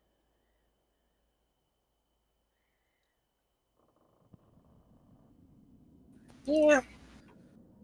It's harder than it looks. Let's see if I can't give it a try. And I'm definitely doing athletics. Who here has been to Splish Splash? They had this exact same shit in the pool. Yeah, Alcana actually seems to do the best of it. You see she's a little bit more hesitant between the lily pads, but really just strong arming herself along the wire and makes it easily onto the other side with you guys. Okay. I guess Logi's going to use athletics as well. And Logi, you too manage to kind of pull yourself along. And Fox at the end says, "Oh, well, I suppose it is up to me to go next." He pulls himself along. And then Don flies his way over very easily. Does Don's Don almost a little do? sad because he wants to try it. Yeah, and you all find yourselves 50 feet out on one of these just sort of concrete platforms here amid the waves. As you look out, you can see something now from this angle as you edge forward to the other side of this. That there is this huge statue sticking out of the water at a crooked angle right past one of these other lily pad paths. It appears to be this figure in very heavy, elaborate armor, but the helmet has these two horns on either side, or it has horns on either side that have the distinct shape of the Zamorakian symbol. But as you look at that, Logi, you realize that elaborate armor, it looks very familiar. It looks very close to the design of that odd, huge armored figure that you spotted at the mouth of the Vale of Death. Huh. And I guess I'll tell that to everyone. How big does Really? this thing look? This statue that is all you can really see are the helm and the shoulders and kind of one of the arms. It looks like it's probably about 50 feet tall if it goes all the way down to the feet. Which is the head facing us? It looks like it, yes. But it is the statue is depicted wearing a helmet. There is no clear face visible. Okay. On the one I saw earlier, where was the seat? Was it like in the neck area, back of the head, or was it on the back of the statue? No, the seat was placed on its back, almost like between the shoulder blades. And that would be submerged on this one. It would be submerged or maybe just the top of it sticking out if it does have a seat. From this angle, you can't tell. Hmm. How far And this away is was it? definitely on a bigger scale than the one that you saw. Yeah, okay. Okay. Um, I think. Do you think Dawn could fly over just quickly to see if there's a seat on the back of it? Let me check. Yeah, Yeah. Dawn, you flitter over up to this statue. You kind of perch on top of it, look down the other side. There is clearly nothing like a seat or a saddle depicted on the back, though you can vaguely see a murk down below that it continues. And you see something else. You see this odd light. Odd light that seems to be like shifting but staying in place somewhere deep below the water. And it's hard to make out because the water again is murky, though not quite as murky as it is on the opposite side of the swamp. Oh. It's moving? Like just slightly though, you said, right? Yeah, it's almost like the way that a candle flickers, but it's definitely not a candle and it's definitely somewhere deep under the water. Ah, how weird.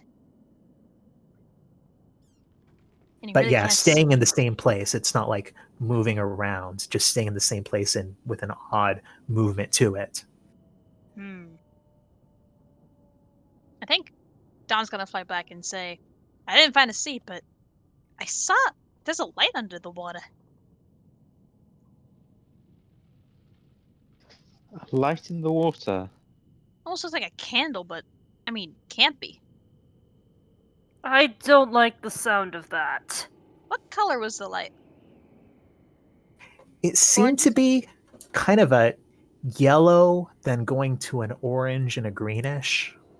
The greenish, huh? Hmm. Hmm. Yeah. Ah, and it's murky water, right? Like if I were to dip my head under, it probably wouldn't do me any better. Yeah, you'd probably have to actually dive down a bit to get a clearer view of what's going on. Yeah. That light seems important. I'd hate to say this, but does anyone want to go check it out? Well, me too. I'd say no, because the chances that belongs to a creature that's trying to lure you out with it are definitely not zero. Can I hit it? Like, can I shoot something at it? Like, here, I get up my Tommy gun. You see that Fox seems a little bit intrigued and he says, I have no means of conducting myself under the water. Otherwise, I would have some interest in investigating this with you. Hmm. Well, to check that it's safe first, I have an idea. Okay. Sure, I'll do this. I am going to conjure animals, and I'm going to make some fish. I don't think it matters what kind of fish. Just a small school of fish, big fish. All right. You don't want to have some fun and describe the fish? I don't know. Describe the fish. They could be glinting carp. Yeah, that would make more sense. Yeah, a whole bunch of glinting car from the Wushan Code. Yeah, so you see in an instant there is this swarm of these beautiful fish with these iridescent scales and a rainbow of colors. These things like koi turned to 11 swarming around Nautrix. Well, the last time I sent aquatic things after something, it didn't end particularly well, but oh well. It's safer than us going over there. And yeah, I just want to direct all the fish to Yeah, just go over, have a look, report back. I think is the basic order. All right. Yeah, you can't see through their eyes, right? No, that's not a thing, I believe. Although, Yeah. can while they fly over, or while they swim over, can Dawn fly over the water at a safe distance and just make sure they don't just get absolutely swallowed? Yeah, Dawn can be their eye in the sky. So Yeah. they all swim out, staying close to the surface at first, but then as they get closer to the statue, they dive down. And within only a few seconds, Dawn, you cannot make out where they are anymore. They swim down for maybe about a minute. Before dawn, you see them emerge back closer to the surface and then start swimming back towards Notrix. Notrix, you see your school of fish, seemingly all of them intact, approaching you. Well, Oh, they're still alive. do they look happy? They look like fish. They look like uh, creatures that do not have facial muscles. All right. Well, what are they telling you? Well, I believe I need to. Well, I'll just cast Speak of Animals. No worries. And I'll lean down to the water with all these fishy faces looking up at me. And I'll just say, "Oh, well, what's there to report?"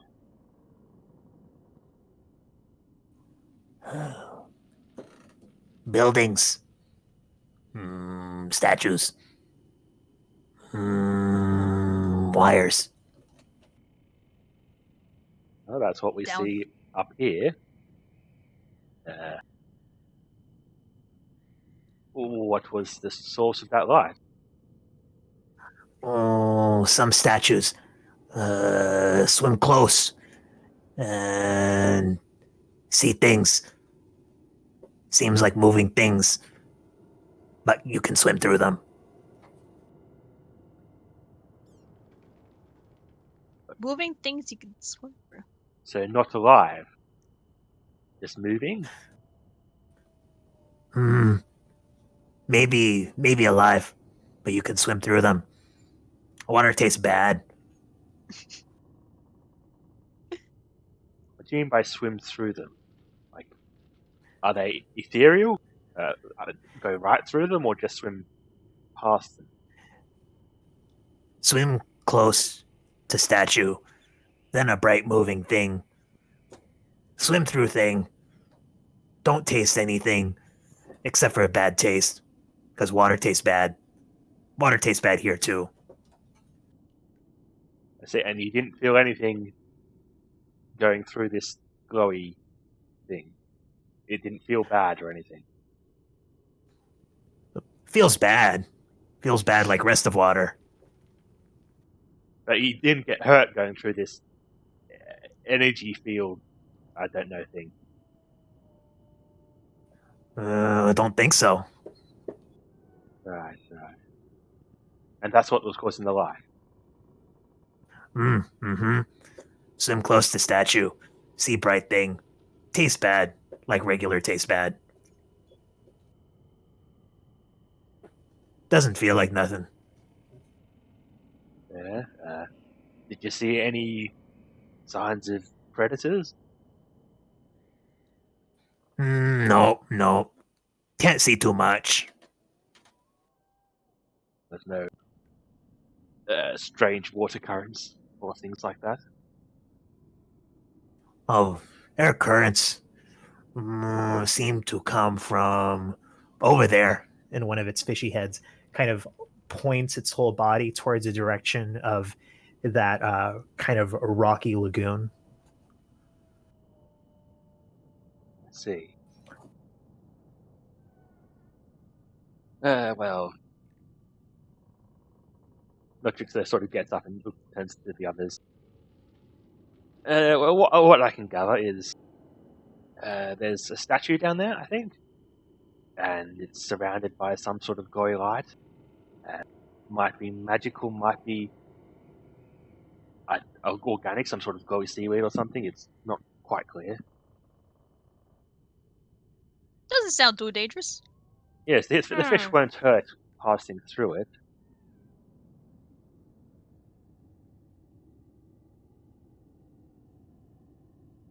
So do we want to ponder it further, or...? I'm kind of curious. Well, it seems, apart from the fact that it's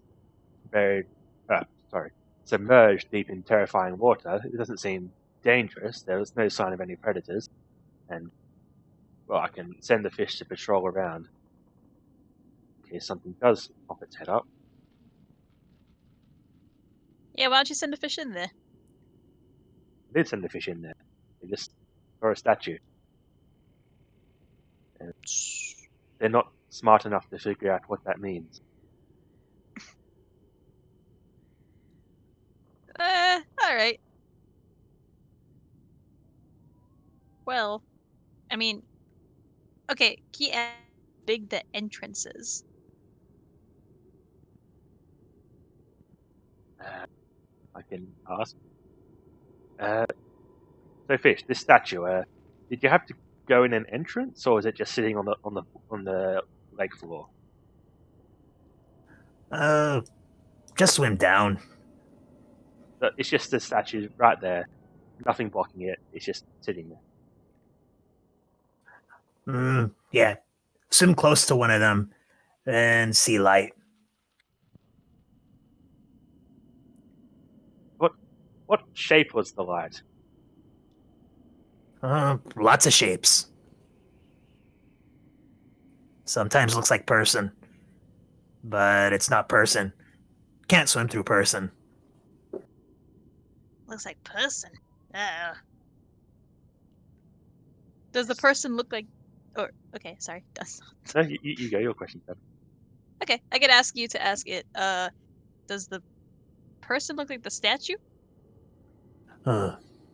Sometimes.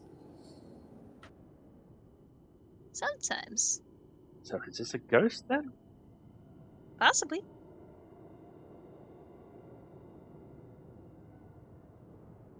This is weird. Okay, here's a question. What does the statue on the surface look like? It is this figure in this heavy armor, very elaborate. These kind of angular geometric knots forming this lattice work all across it. The helmet is full, completely closed, and on either side of the helmet, these two horns that clearly together form the Zamorak symbol. Does it look like that statue? I point at the big one. No. Does it look like a person? Yeah. Statues look like people. Okay, listen. I have a spell. I can just give myself gills. I can dive down there, get back up quick. Okay. That seems like a good thing to do. I don't have my own water breathing capability prepared. But tell you what, I'm going to tell the fish to patrol around the area, and if there is anything, if anything disturbing comes along, we'll all rush. I want them all to rush to Loki and, warn him by flapping in his face. Will do. Yeah, so Logi casts Auto Self, sprouting gills and growing webbing between his fingers. And I assume you also don't have your heavy armor on right now, right? No. So you see Logi kind of become this oddly more aquatic dwarf before he dives into the water. As you start swimming Logi, your dark vision helps you make a little bit more of this murkiness than it does the others. But there's clearly this foulness to the water around here. As you continue to dive down towards the base of the statue, you can see it indeed. It extends down to its feet, booted, looking very close to the design of that armor you spotted, and it seems to rest in the center of this large plaza that is this large square that is crumbled that you can see it is has this elaborate what must have been once beautiful tessellation pattern that looks as if it is composed of semi-precious stones of these whites and blues and oranges, all now ruined. And along the either side of this, with the single statue in the center, there are 6 smaller statues on either side. Okay. So, so plaza, big statue, 6 smaller statues. What about the lights? Do I see them? At this moment, you don't see the lights. That's a bit weird, considering we could see it from the surface. Do I have to? I'll try swimming around the big statue to find the lights. You swim around the big statue, and you'd see that there is this heavily corroded plaque towards the bottom that says Zamorak, Lord of Chaos and Infernal, but you don't see any lights as you swim around the big statue.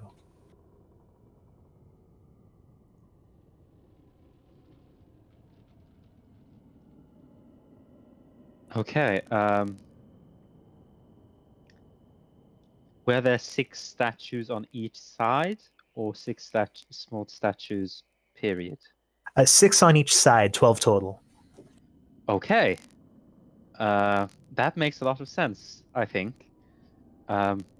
Looking at this big statue, well, it already said it was Samrak, didn't it? I want to look at one of the smaller ones to see if it's a duke. All right. From what you can see, how about this? How about I just have you roll a d12 to tell which one you swim up to first?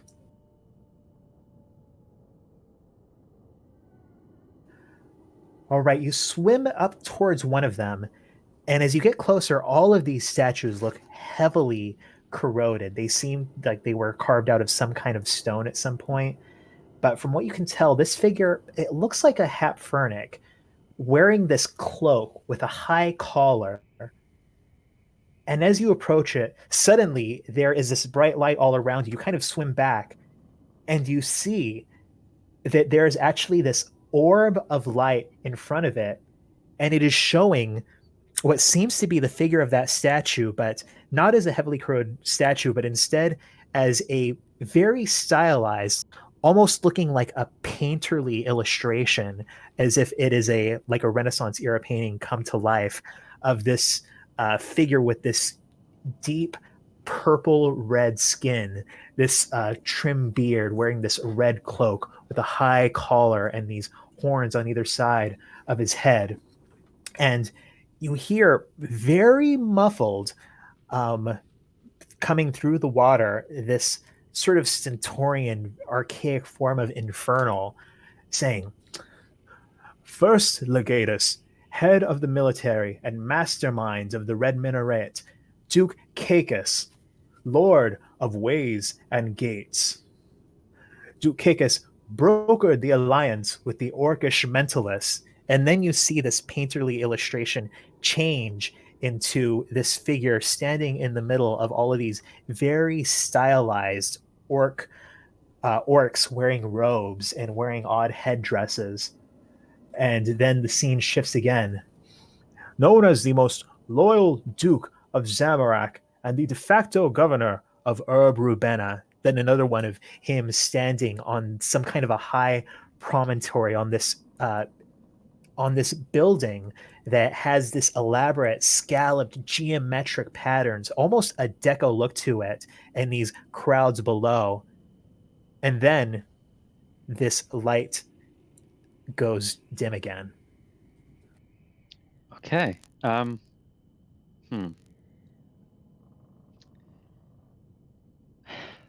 Do I go through the entire tour? Do I look at each statue? Go, go, go. I guess I can look at the second one at least. So you're just going in order, going to the one right next to this. Yeah. You approach and you see this one looks familiar. This looks like the same figure depicted in that statue above. This almost insectoid one with these compound eyes and this heavily spiky armor. As you approach, you see this orb of light materialize in front of it. And then it says, Duke Sucellus, perhaps the most pompous of the Legion of Dukes, or perhaps the one with the most well-placed pride. This imperialist succeeded in seizing Druidic lands, taking parts of Mauritania from the Vyres and from the forces of the Betrayer, and in storming and destroying Entrana, all while pioneering new forms of Arcana. Duke Sucellus, unfortunately, ultimately fell to Karhanite void guerrillas. Did you just say void gorillas? Uh,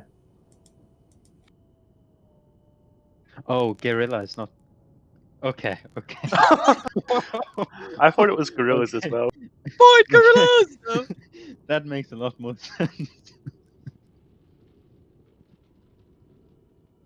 Okay, I guess I'm moving on. You move on to the next one. This appears to be a more feminine demon. Her form is covered in these bony ridges. She has wings, fairly smooth, stretched out behind her, and what appears to be a large metal plate bolted over her eyes. The hair is caught in this dynamic pose, though it seems like a lot of it has been slowed off, has been lost to age, lost here under the waves. But as this light lights up again, you can now see her in her full glory. This odd beauty to her, despite this uh, very threatening nature, and you can see this hair that always waves beyond her. Her robes looking as if she's caught in wind, and these horns that twist around in these corkscrews, stretching straight back behind her. It says, Duke Nemesis, Lady of Retribution, First Jurist, and Governor of the Gallery of Wills. She is responsible for destroying the Betrayer Esoteropath. Then you see a figure of her standing in front of this army of demons with another figure that seems to be artistically depicted in shadow standing behind her. You can see that there is what seems to be almost a desert scene or a savanna or something rushing at this temple structure. And then the thing continues, leading force against the Menephites, and known for captaining the Hell Tanks in recent battles against the Karhanites and Goblin Caucasus. Then another image of her sort of standing atop this structure, this machine, with these large oblong wheels that seem to half roll, half crawl across this blasted landscape with these two wheeled structures in the distance with what seem to be hobgoblins standing atop of them, and this other force coming in from the side, all in cloaks. But again, it's very stylized. And then it goes dark again. Oh, I'm back. For some reason, my Discord sort of DC'd after Hell Tanks. But that's fine. Uh-oh. I guess I'm just moving on. Statue after statue. All right. The next one, this is a squat figure, and it seems to be wearing elaborate armor, actually not unlike the figure in the center of this plaza. But as the orb lights up, you can see it more clearly. That it has this face that almost looks ogreish and long hair, this odd, almost pinkish hue to the skin. And then the voice comes up. Though less prominent, Duke Terminus was long a chief strategist of Zamorak and worked with Ghazi to end the crisis of the multiplicity of esoteropaths.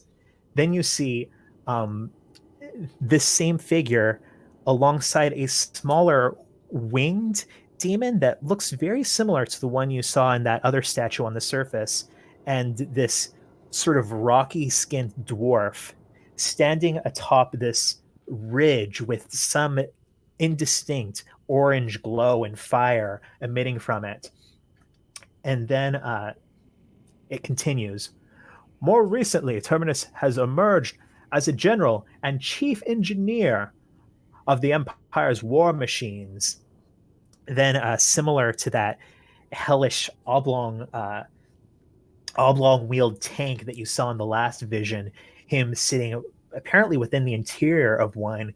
You see that there are several both humans and what seem to be small imps inside of it. And then it continues.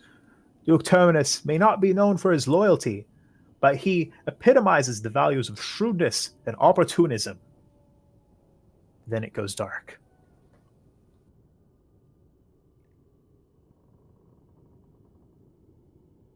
So I just had to write that down. Okay.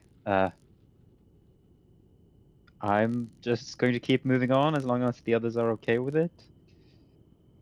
I'm Eh? okay with it. Laura is always we're always good to listen to Laura. We have to look at all of them. All right. The next one that you approach is another feminine figure, and this one is this rather buxom humanoid in these robes that have been depicted flowing. The head is missing, but as it lights up, you can see her now. This almost lascivious figure with this robe pulled up to the thigh and this veil hiding most of her face except for these full lips and these immense horns that seem to sweep down from beneath this veil to the sides of her head and then curl around practically over her torso. And it says, Duke Mantis. And then it kind of flashes and goes dark. And then you hear a different voice. Characterized as a traitor, known for siding with the hobgoblins and with Nani. Then it goes dark.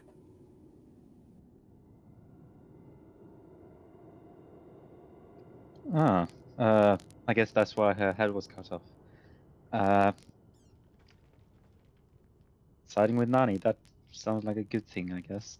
Next statue.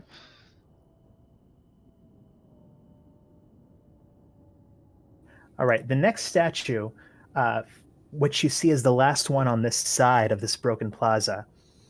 This one, this kind of androgynous figure with these wings and small horns, as the orb lights up, you can see it.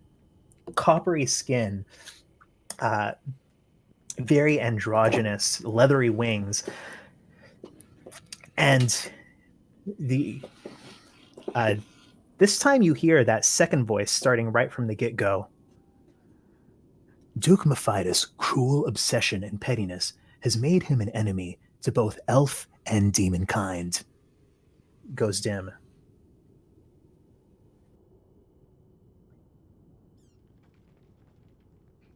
Wow. Okay. Moving over to the next side. Yes. So you swim over to the opposite side of this plaza, which is actually quite large, but there aren't really any obstacles to stop you. The first one you see seems to be this muscular figure wearing scale mail. The features look like something between a human and an orc. But then as it lights up, you can see him blue skinned, black hair, and black eyes standing in the snow. And it says, Duke Orcus is the second general of Zamorak and chief necromancer. Though once deceived and disgraced by the betrayer, he rose up to become a Duke of the North and the leader of forces against giants and dragons. You see him standing amidst this mountainous, snowy landscape, this army of skeletons and zombies behind him, and then out of the sky, this extremely stylized silver dragon that seems to fill the whole landscape descend down on him before the scene changes again. Eucorcus has also distinguished himself as a key diplomat with the death cult of Cyware. Then that same figure, standing this time in some kind of an odd garden with these elves in robes all around him. Most of them seem to have the top halves of their faces painted black, or maybe it's just black skin. It's hard to tell with the stylization of this depiction, but then it goes dark. Moving right along.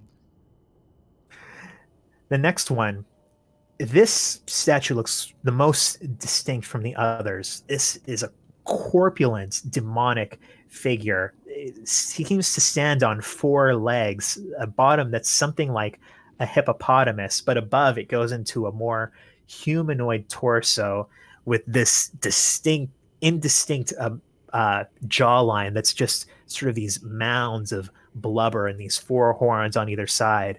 As the orb lights up, that oval, you see that it is essentially that same figure depicted, if anything, just more glistening, sweaty. You can almost smell the foulness.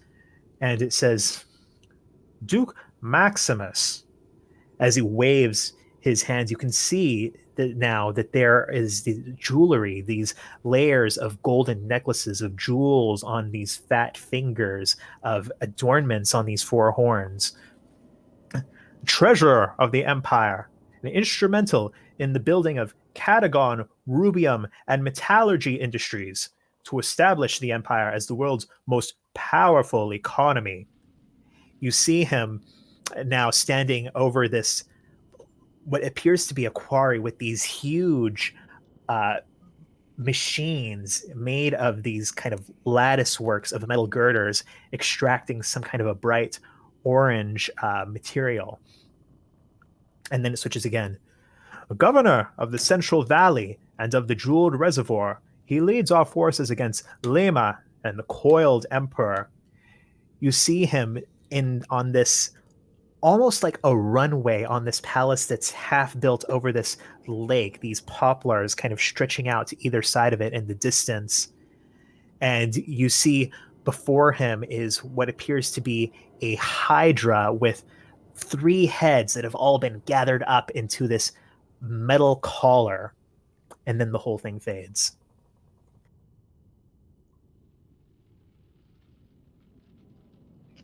Okay. Next statue.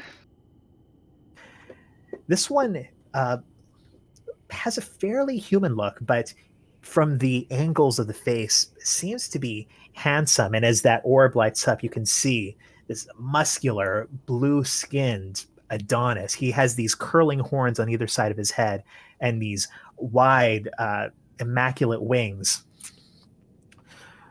Duke Picus, chief scholar of the Empire, and our primary liaison to dwarves, humans, and the craftwork cults.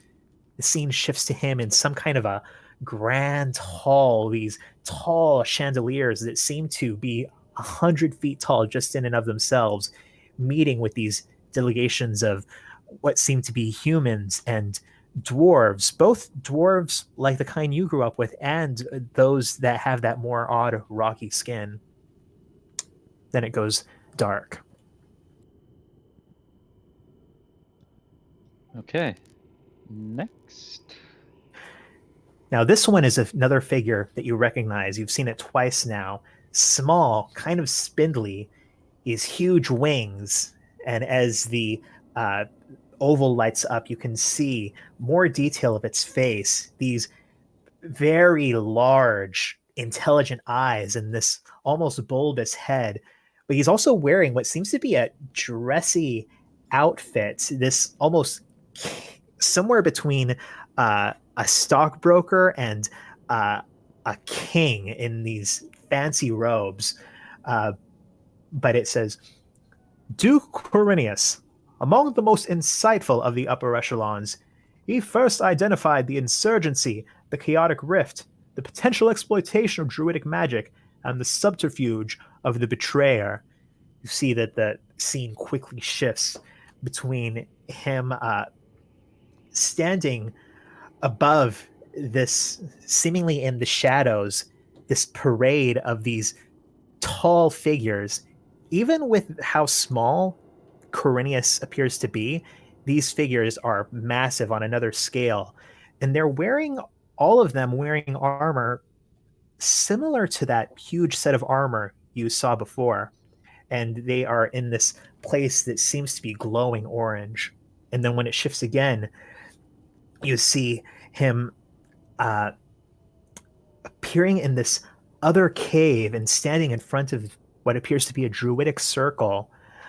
Druids gathered around this Stonehenge like structure. Then it shifts again to him standing in front of these squadron of shadowy demonic figures, all of them appearing fairly humanoid with small wings. But the narration continues. Since the fall of Devoratus, he has come to lead the Devron. Then it goes dark. Okay. Next.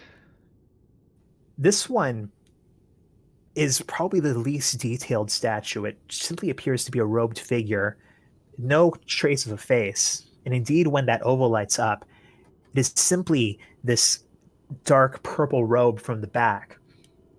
Then it says, Duke Devoratus, distinguishing himself in Nemesis campaign at the Gallery of Wills, he came to be respected as the jailer of the Empire.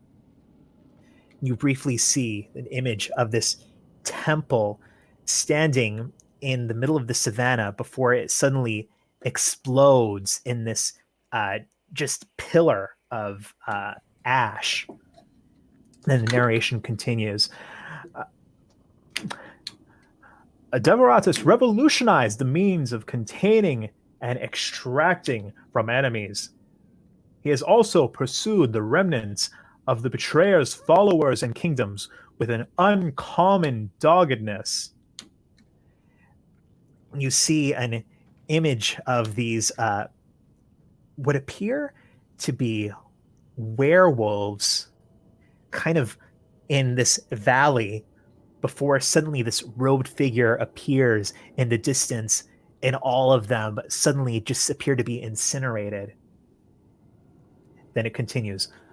Alas, Devorat has vanished in his pursuit of the betrayer queens. You see that silhouette standing on the prow of a ship, that ship getting smaller, not quite sailing into the distance so much as switching from frame to frame, smaller, smaller, before it vanishes. Then the whole thing goes dark. Okay. And there should be a final one, I think.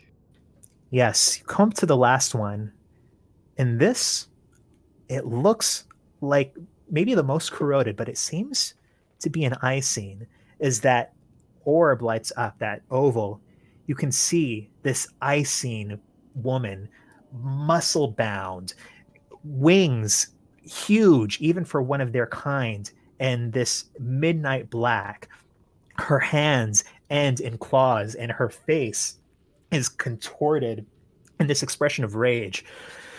Duke Ceres, the only penitent among the ranks, she spent centuries as a prisoner of Devoratus. Then the scene shifts. You see this figure standing behind the bars of a cell. And these bars, they look odd. They seem like these twisted of colors in black and white and brown. Before she ultimately emerged as Zamorak's most zealous and violent agent, unparalleled in infiltration and carnage. Then a figure of her flying over this legion of what appear to be human and centaur knights holding banners with the symbol of Saradomin and just destroying them in these waves of fire. And then it goes dark. Okay. That's all of them, I think. Yeah, that's all of them. Okay. There didn't seem to come any light on when I went in front of the Zamorak statue, did there? No. And the plaque didn't say anything other than Zamorak God of Chaos.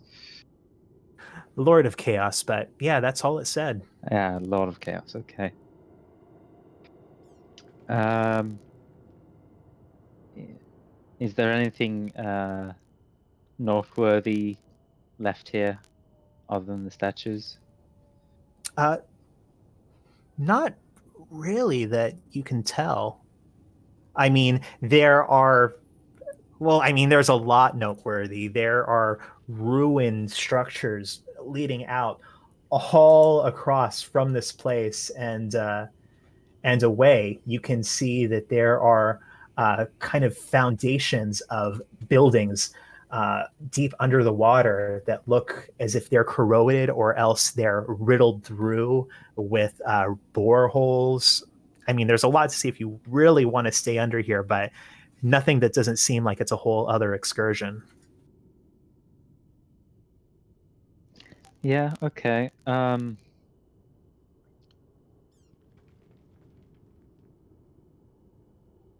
I just make a mental note of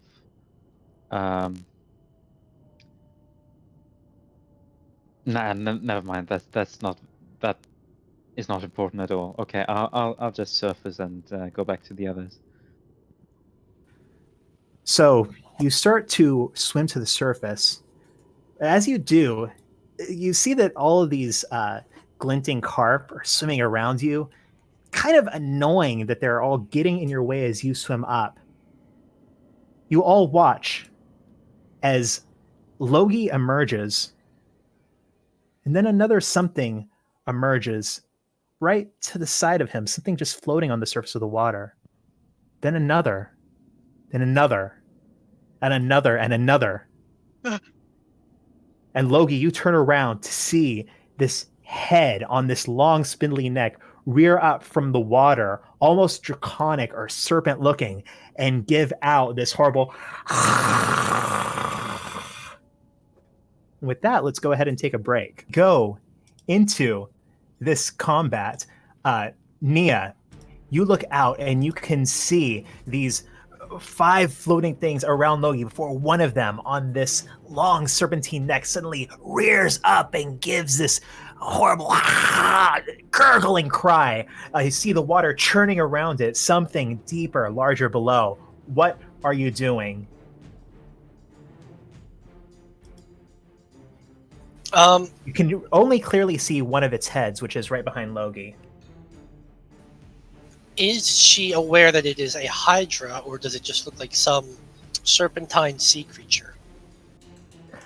I'm not sure if Nia has experience with hydras. Nope. Right now, it looks mostly like a serpentine sea creature. She kind of tugs on Notrix's shoulder. Do you see that behind him? Hey, yes, very, very clearly. It's some sort of snaky thing. We should probably attack it. Yeah, but I don't quite think I can reach that far. Nope. I know Nope. that you can let us all walk on the water. I'm sure Halkana and Fox would appreciate it. Yes, very much so. Yes, I think now's the time for that spell. And yeah, I'm going to cast Water Walk, so this becomes easier for everyone. Yeah, all of you standing on shore suddenly feel this buoyancy come over you, and you all have water walk now. And I guess for my bonus action, I'm just going to do Shiloh. Yeah. All right. Nia, what are you doing? Well, sadly, actually, what am I talking about? No, sadly. Does this thing look like it's going to attack Logi? It does.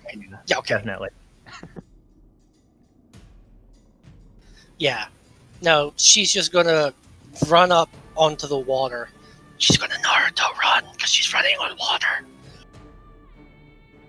Yeah, you see the flecks of water just forming this trail behind her, reaming up like blades. Nice. And she's gonna run up next to Logie and Dragon Dagger. All right. Thanks for being within 5 feet, Logie.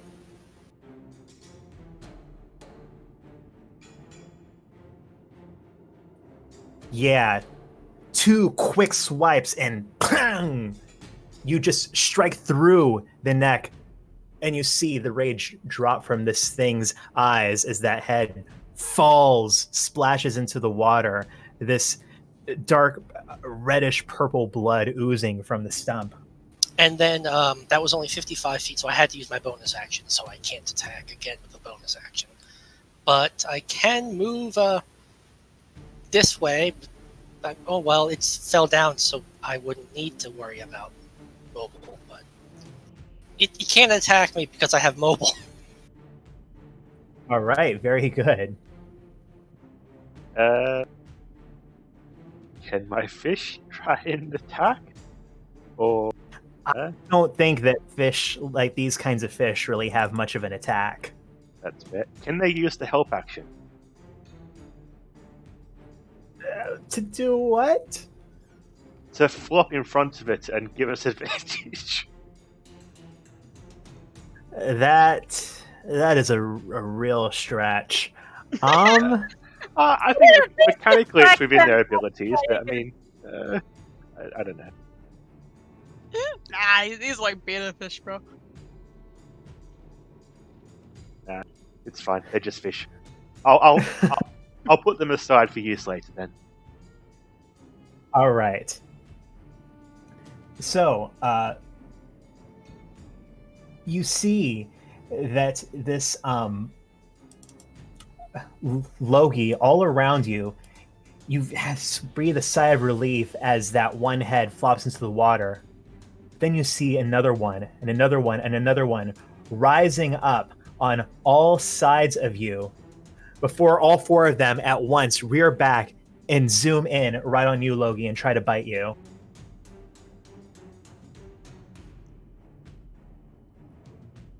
How many of those hit? I guess 3 of them do. Well, without my armor, my AC is 9. Ooh. Oh, all 4 of them. Wow. All right. You watch as all 4 of these heads just rip into Logie, each of them grabbing a limb, almost pulling a tug of war between them as they then drop him back into the water.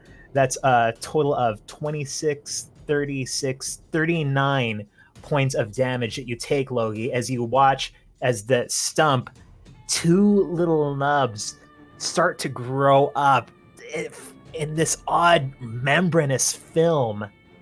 They spread, grow, and then suddenly they burst as this thing grows 2 more heads. What the hell? Loki! Also, real fast, that second one is a crit fail. So, like, that still hits? Oh, it's a crit fail? Yeah, it's a crit fail. Oh, shoot. I'm sorry. I can't see the 9. So, never 9. mind. One of those does not hit you then, Logie. And I guess I'll roll the botch table. All right, so the next attack it makes, it's going to have disadvantage. You see as one of these tries to bite at you and just gets a lungful of horrible swamp water. But that is the Hydra's turn. All right, Dawn and Logie, what are you guys doing? Holy shit! I think, oh, okay. Dawn is gonna, fly over here. Is Logie still, like, in their mouths? No, they seem to like chomp into him and then drop him into the water bleeding, but Logie's not grappled or anything. Does he have a like water walk? Logie does not have water walk. Yeah, No? he's In that case, doesn't have that big of a range. I'm gonna what's it called? Go right here, and I'm gonna use this a foresight to get water walk. Boop, boop, boop, boop, boop, boop. Where is it? I already have water walk. Well, yeah, but I didn't. You know. Well, I mean, Natrix can cast it on 10 people, can he? Yes, 10 people within a 30-foot radius. Yeah. So when I casted I wanted it, him I was to. too far away from Loki and I couldn't get to it. Yeah, so it's fine. Water walk. Where is it? I'm sorry. Hold on.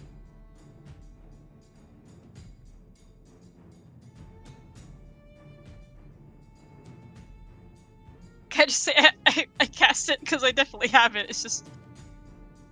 Yeah, sure. Yeah, That you sorry. can cast Water Walk. Just make sure you mark off that spell slot and all. Of course. Yes. But yeah, Logi, you feel yourself suddenly become more buoyant and rise to the surface of the water and then plop down on it, almost like this big spongy mattress. Yes. And I think with my bonus action, I'm gonna use my disengage to go like right around here, and I'm gonna say, "Hey, you freak!" and I'm gonna hit it with a bud bolt. Pew, pew. Oh yeah, that hits. Hell yeah! And then I think that's the end of my turn. Yeah, you see one of its throats kind of seize up as this bolt of black goes across it, and then it kind of tries to shake it off. Logi, what are you doing? I am going to use my Shadow Refuge to poof into the Shadow Realm, where I get 2 actions. Mm-hmm. One of those is going to be Blink. Wonderful. The other, I suppose, is going to be to summon my packed weapon in the first place. All right, yeah. Logi, you have your packed weapon just burst into your hand, fire loaded. You're ready to go when you leave this shadowy refuge, just the blurry, indistinct image of this Hydra above you.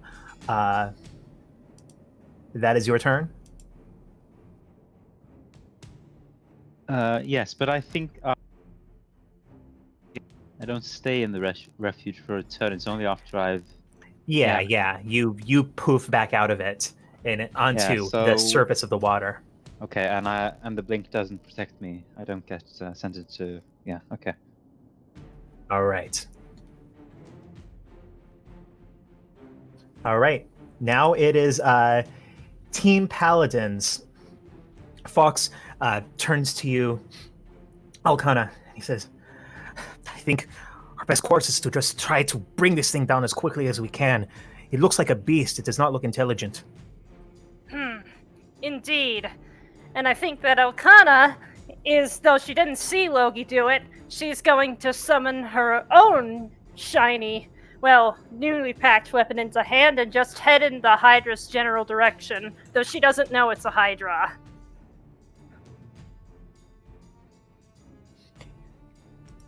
Yeah, you see Fox sprint out over the water and then seeming to keep on running, dashing between you. And he is going to go ahead, just wielding his short sword out, tries to slash it at once, twice. It hit the back of it with the pommel. And these heads winding around seem to evade his blade, but the second one at the last, he boom, manages to burst into the base of one of its necks and it kind of chokes halfway.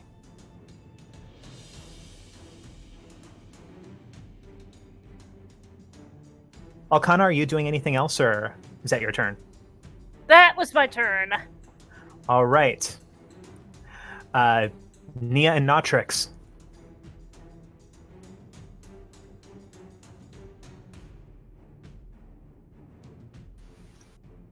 Nia, do you want to go through some? Yeah, sure. Yeah, you kill one and 2 of them grow back. I wonder if that means...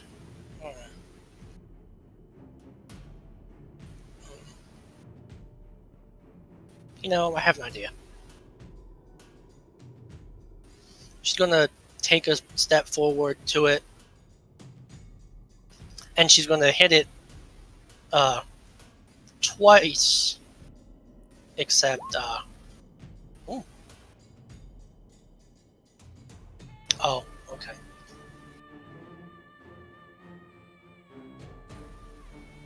The first one at one of its heads. and then another one in a different head, and then the bonus action unarmed strike at another different head. So she hits 3 different heads. All right, you are trying to space out your attacks, hitting one head after the other after the other. That's a total of, let's see, what is that? 17, 26, 32 damage. And then when you pull away, oh yeah, you have mobile. That's me.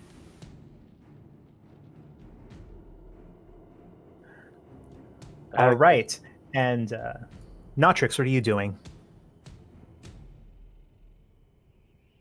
I think Notrix will shout out to Logi to tell him to. Logi, yeah, stand back out of the way a bit, so I can get it with one of my waves. And I guess then I'm gonna run up to it, and I'm going to hit.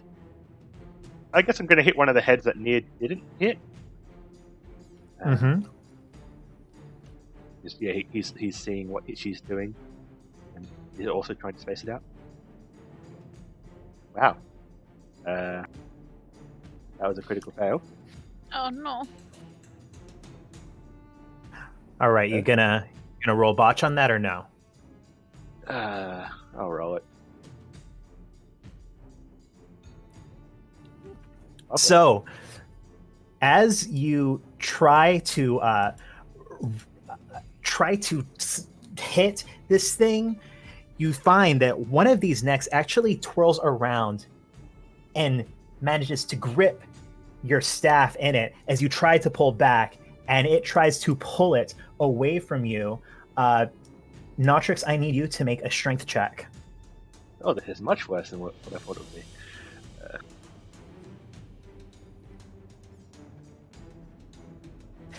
And you feel like it's like you've got your hold on it, but then, whoom, you feel the staff gripped out of your grip, and you see it just curled up in a coil of one of these Hydra necks. As it does that, I'm going to punch it in the face. And you do manage to punch it in the face. Yeah, the staff is pulled away, yeah, he gets a swing in, but doesn't manage to get the staff. All right, is that your guys' turn? Yeah. All right, you see Notrix as you try to punch it and you kind of just hit it right on the nose. All 6 of these heads seem to turn towards you, losing their obsession with Logi. You see 6 ravening jaws open up and all dart in towards you at once.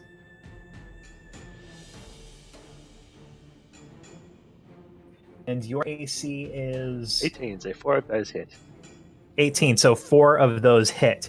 Yeah, that is 20, 30, 42 points of damage as you watch as Notrix is practically gripped, thrown up into the air, chewed between all of these ravenous mouths before spit back into the water where Notrix kind of bounces a little bit. But that is its turn. Dawn and Logi. Okay, Logi is simply going to use his disengage action and then move out of the way. Let me just check my movement. And you do have water walking now. Wait, is water walking concentration? No, it is not. So it's Okay, good. It's just applied. Yeah. Anything that happens to me won't affect it. Logi disengaged, ran over here, and I guess that's the end of his round. Oh, wait, there is one thing that is concentration. That is the fish. All right, roll 4 con saves. Sure, this is totally worth it, I guess. The fish are gone. Rip. No! Oh, okay. Logi pops into the Shadow Realm at the end of his turn. Yeah, Logia runs away and disappears as his wont. Meanwhile, Dawn, what are you doing? I think Don's gonna see that and holy shit, he's gonna fly up next to Natrix, kind of like slap him in the face, like, hey, you okay? And cast Cure Wounds on him. Let's do 3rd level. You try to cast Cure Wounds on Notrix, but nothing happens. It's almost as if you can't target him. Is he still in, like, the thing's jaws, or, like, no, he's on the ground, right? Or, on the boat. Yeah, he's right here. He's right next to you. What the hell? Hey! There! Don, your healing's not working very well. It's not! I don't know why! Hey, get away from that thing! And Don's try. gonna... could he still use an action? Even if he, I'd say trying to cast that was your action. You don't use up a spell slot, but you still kind of waste your action doing that. But I mean, you can still, bonus action and blood bolt and all that. I will try to, like, wave at it and disengage with blood bolt. All right, bolt that mofo. And get bolted. Boop. Damn it. Just flies over its head amidst these 6 twisting heads. I missed all. With that, Team Paladin, Alcana, what are you doing? I think that she's going to eye the fact that one has got the stud of the heads, it's got the staff of Yun Lo in its mouth, and think that's not very good. Natrix isn't doing very well, so I think she's going to go over there and try and target that head. All right. See your attack. Yeah, you smash into it twice. Bam! I don't know Bam! what the 10 is. Yeah, you slice it off and you see the staff kind of come tumbling out of it, catch it before it falls into the water. And yeah, you now have the Staff of Yun Lo. She passes it to Natrix. All right, yeah, you can pass it to him as a bonus action. Notrix, you, bloodied as you are, you have your staff back. Oh, she breathes a sigh of relief. Just nods in thanks.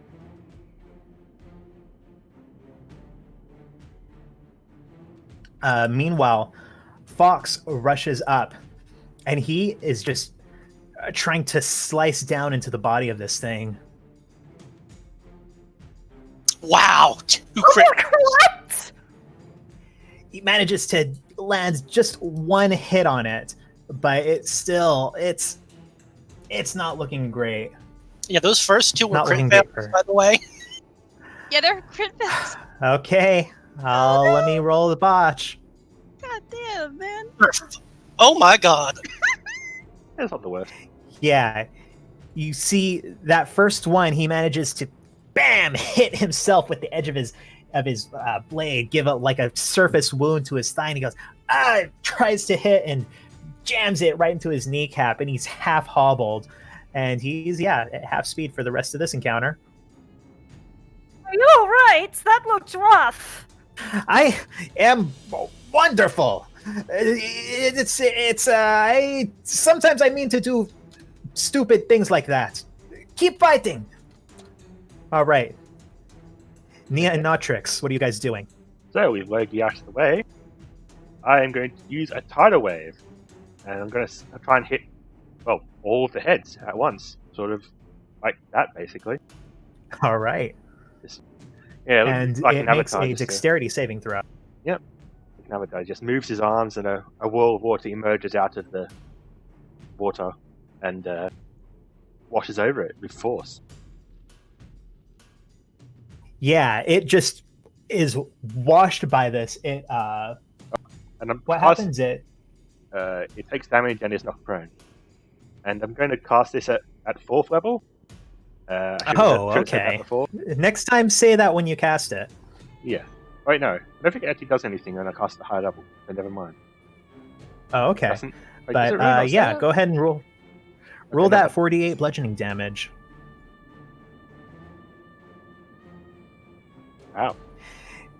Yeah, it is kind of knocked off, and you see these 4 clawed, webbed feet kind of go ass up in the water as it can, and it sort of sinks halfway into the water, but positioned as you guys are with your water walking, it's knocked prone, even though it isn't actually prone for you guys, at least for this next turn. And since it's prone, I can move away without it taking opportunity, can't I? Is that a thing? It can still take an opportunity attack, but it has disadvantage. Okay. Yeah, I'm going to move back. And it can attack me if it wants to. And it gets 6 opportunity attacks. Lovely. So let me roll that.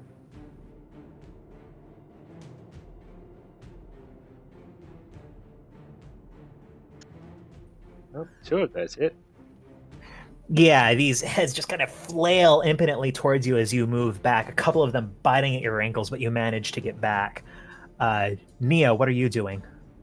Well, seeing that the thing is kind of prone at the moment, there's no reason she can't, come up next to Alcana, do the thing.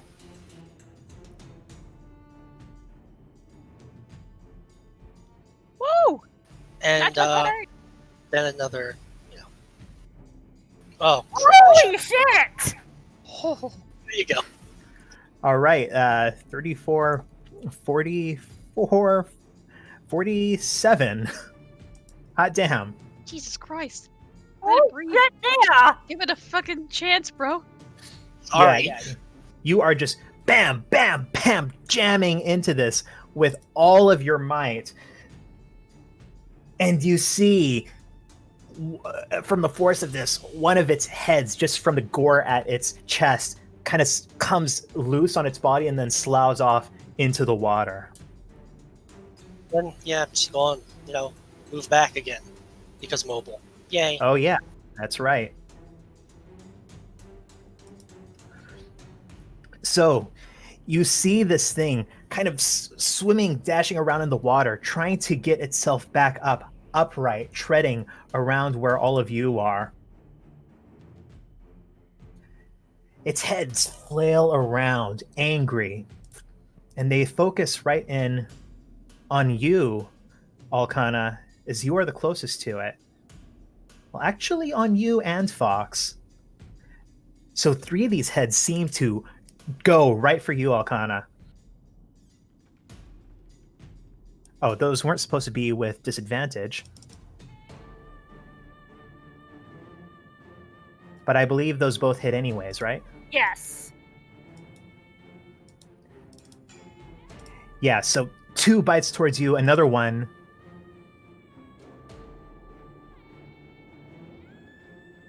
Why That are one's my clicks aren't registering? But then 2 of them you see stretching out towards Fox. And those both manage to hit, both of them kind of grabbing at his injured leg and kind of hear him give out this cry as he is grasped in the jaws of this thing before they let him go. Are you alright? I will live! Keep fighting! Dawn and Logie, what are you guys doing? Well. Don has an idea, alright? He wants to fly behind it, maybe maybe he would perch himself on somewhere on the statue, right? And then he's gonna cast Thunder Wave. Hold on, where is it? There it is. Hua! Second level. Hua! All right, Constitution save. Yes. It succeeds. Fuck. So, fly behind it, let out this wave of thunder. You actually see this huge statue next to you kind of crack, and one of the arms just fall off, splash into the water. And this thing, it takes some damage, but it manages to resist most of it. I will also hit it with a blood bolt. Where is it? Where is it? Oop. and maybe disengage like to there.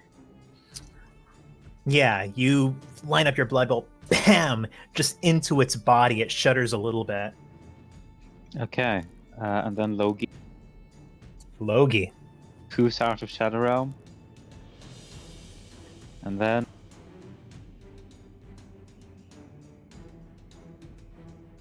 Woo! Those both hit.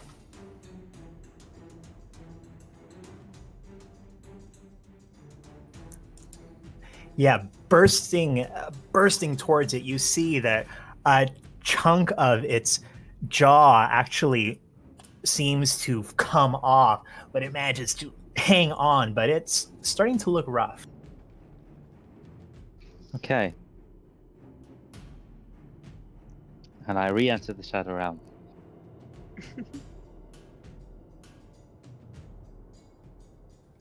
All right. Let's not make this complicated.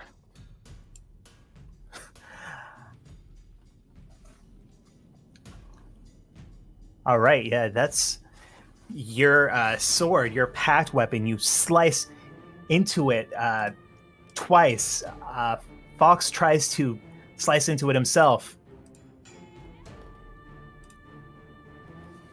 And let's see, what is that? A total of...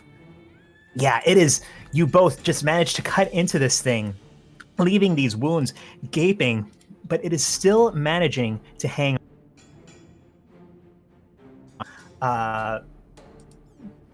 Nia and Nautrix, what are you doing?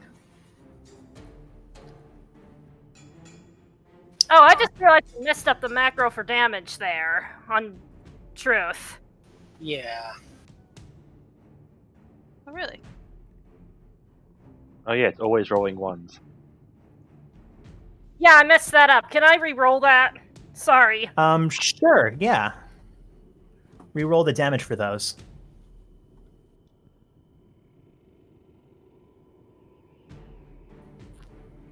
These are just for damage, mind you. Yes, Okay. I might have messed up things That- with flavoring it. Actually, Alcana, what does it look like as you destroy this six-headed Hydra? Oh, yeah. She sort of raises the sword up, the sort of like prismatic light just kind of catching and glinting off of like the various scales of the serpentine thing, and then with a couple of clean swipes with this slight rainbowy after image, the heads all slough and it just falls down into the depths. Yeah, you watch as his heads just one after the other, boom, boom, and then the body, just covered in its own dark reddish purple blood, sinks down, lost in the depths of this ruin. Oh. Whew. Well, that was something. Damn. That thing came out of nowhere. Ugh. Hey, Natrix, you alright? You got kind of tossed around. I'm sure I'll be fine eventually. Is that somehow responsible for those lights? You were down there a long time, Logi. No, those lights were. I'm not sure how to put this. Informative. They were like magic image shows that show the history of different statues. And what sort of histories were they? And he's going to tell everything that happened. Huh. All about the demonic dukes, huh? All 12 of them? Damn. How big were those statues down there?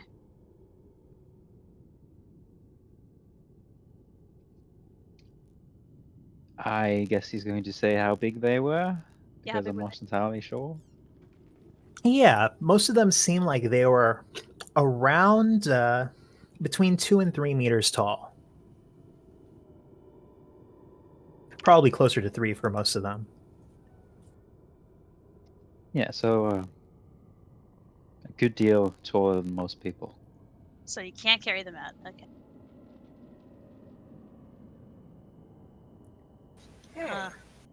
Interesting what it said about Deveran specifically. What do you mean? He died while searching for the queens of the betrayer. Queens, huh?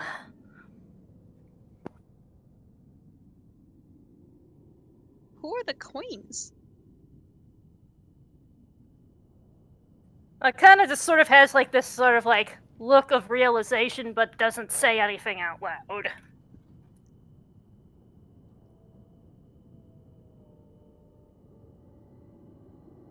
Hmm.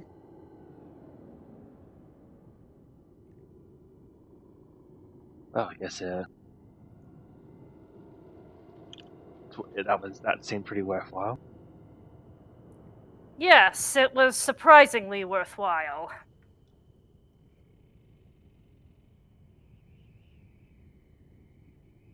Well, Yeah, learning really. about the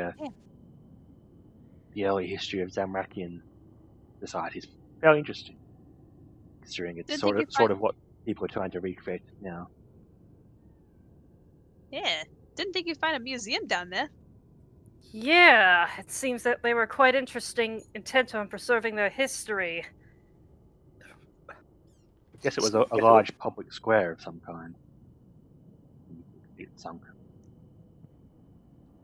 It seems that they made sure that the ones who were disgraced really knew it.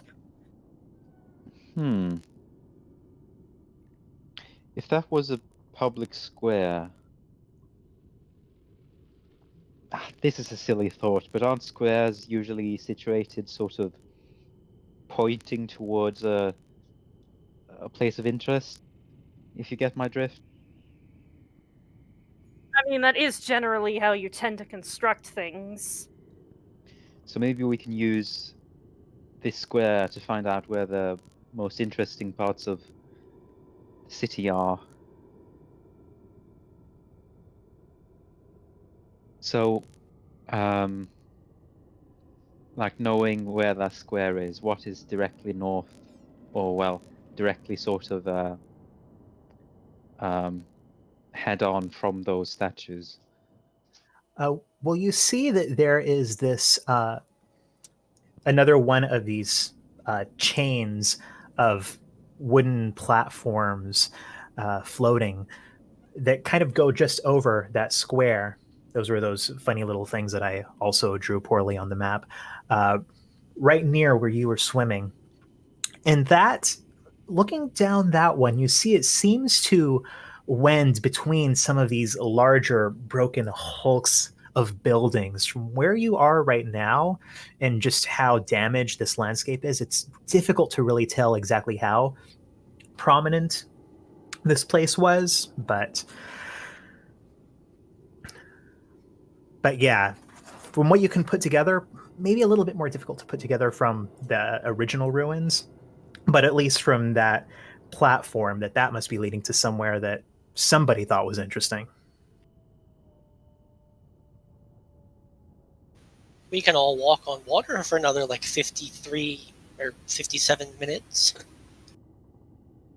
This is Yeah, very true. We may as well make a good use of it. Indeed. Yes, although unfortunately I lost my fish scouts. Aww. Better that Looking than so- staff. Yes, I didn't make sure we didn't lose that. Yes, thank you very much. That wouldn't have been very good if I lost that. Oh, also, And seeing Glinting Cup just makes me want to have some good seafood ramen again. hold on. Dot's gonna land on Nachi's shoulder and try to cast Cure Wounds again. You try to cast Cure Wounds, and it's like you almost as if your spell can't see Notrix. What the? Yeah. Again. You tried again and again. It's not working. Knock it off, Don. I don't know why my healing's not working. What? It's It's like Natrix ain't even here. That's something you have to deal with, I suppose. Just be careful, Notrix. Yes, I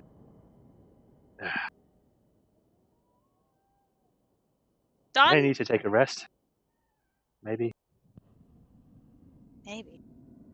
Don lands on Logi's shoulder and heals him. Which spell are you casting? Cure wounds. Yeah, roll it. Hmm. Yeah, Logi, you feel this little fairy flutter onto your shoulder. You feel a little bit of warmth come over you as you heal 11 HP. Hey, why is it not working for you though? I think it's something to do with what happened with Acadia.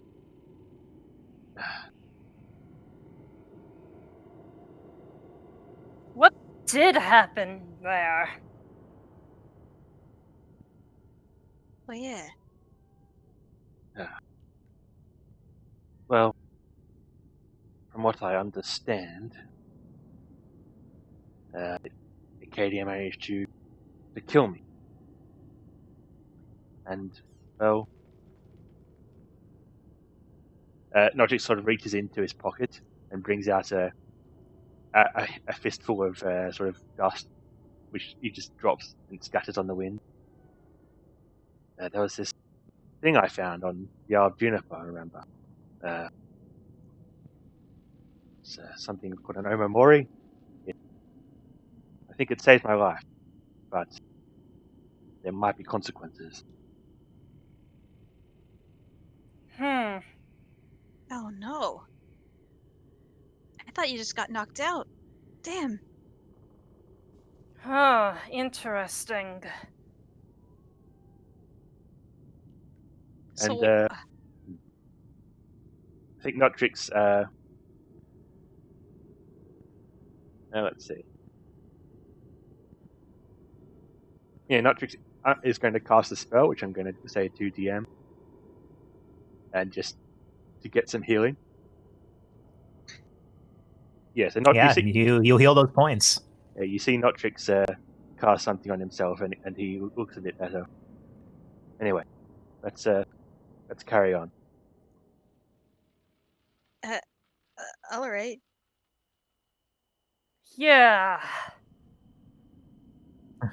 Very well. Well then, which way are we going?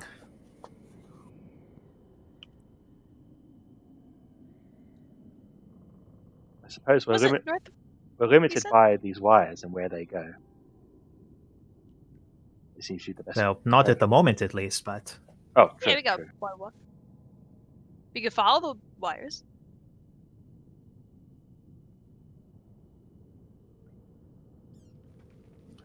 as someone at least deemed that this was important enough and, I suppose, safe enough to navigate. Perhaps if you navigate it quickly.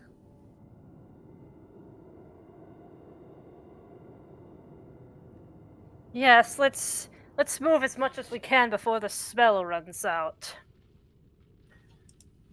So you follow, walking alongside these floating, lashed together wooden platforms.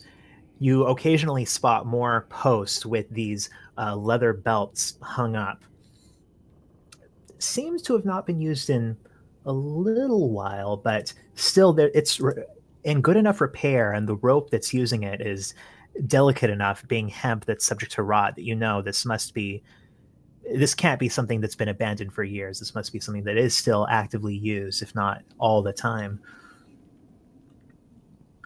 You wend your way around these buildings until you see these platforms leading to a shoreline where, though it's a slope up from the water, you can see that bits of the mud and muck are falling away, and a lot of the shore seems to have this almost.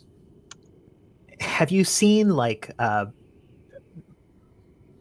either a large a piece of organic material that's been eaten through with maggots, or maybe a piece of wood that's been eaten through by termites. It has a look like that, this shoreline of all of these uneven, uh, sort of jagged, scalloped off bits of rock, though there is more of a slope as it ascends onto the shore itself. And you can see, though, with the fog starting to come in again, it's a little difficult to make out the details. There are these 8 posts, and between each pair of posts, it looks like there's a body, a humanoid body strung up. Whoa. Well, that's not ominous at all. How old, how fresh do these bodies look? As you approach closer, you can see that the way that these are strung up, there are the body itself, like the torso is not lashed to the post, but it seems like the arms and something of its skin is lashed up. And 2 of them, that skin is mostly gone, torn away, but where it has eroded from these partially mummified bodies, you can see these ribs that have been splayed out from the back, which where you are is facing away from you, and the arms just hanging limp between these 2 sets of posts. However, the 2 of them that look a fair bit fresher, you can see the skin of the back seems to have been flayed out, pulled tight to either of the 2 poles, ribs just barely visible, almost like splines underneath. And these other things, these almost wing-like things at the edge of these flaps of skin, where they are just hung up, hanging limp between these two pillars, these 2 poles. One of them seems, one of these fresher ones looks like one of these kind of stony faced dwarves, and the other one looks like a human. Though they're naked above the waist, below the waist, they seem to be wearing this, some kind of like a utility belt with a lot of pouches.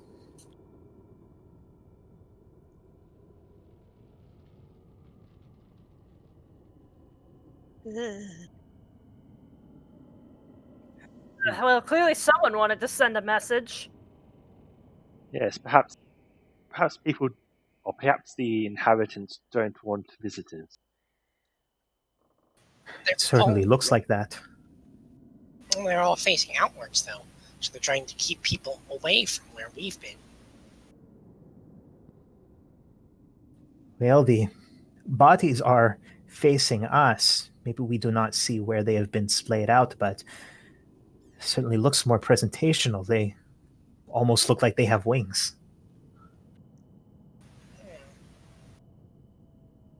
Ah, yes. Get wings for the price of being flayed. Lovely. Does what's it called? Do any of them not have hands? Some of the more desiccated ones, the ones that look like they've been up here for weeks or months, they're kind of crumbling. They've definitely lost some digits. Maybe they've lost hands, but it's hard to tell. But the 2 fresher looking ones, they have both their hands. Okay. I guess, can we approach the bodies? Yeah, you approach, and kind of the smell of a rot, of human fleshy decay from these 2 newer ones hits your nostrils. These ones have not been up here very long, and you can actually indeed see where the dried blood has pooled below them and is running over the elaborate belt of this human, or down the rocky crags of the flesh of this dwarf. Can we identify what, I guess the right word is, nationality the human is? Um, he. It's hard to say. He looks fairly tan. He looks like he was fairly muscular, fairly well built. You don't know. But yeah, from his tan, probably a safe bet that he's not from around these lightless parts.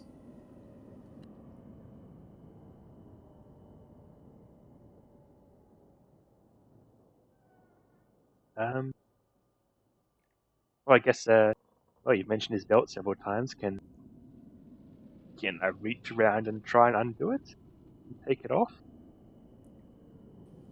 Make a sleight of hand check for me. Oh boy.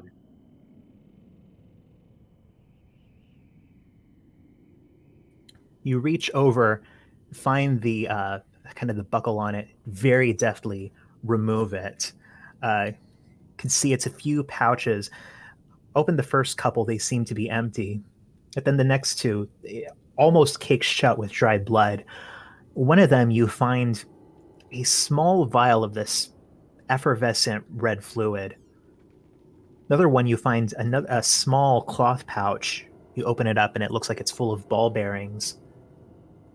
Then the last one, you see that there is a small pouch of gold pieces. You count out 21 gold, and what looks like an invoice.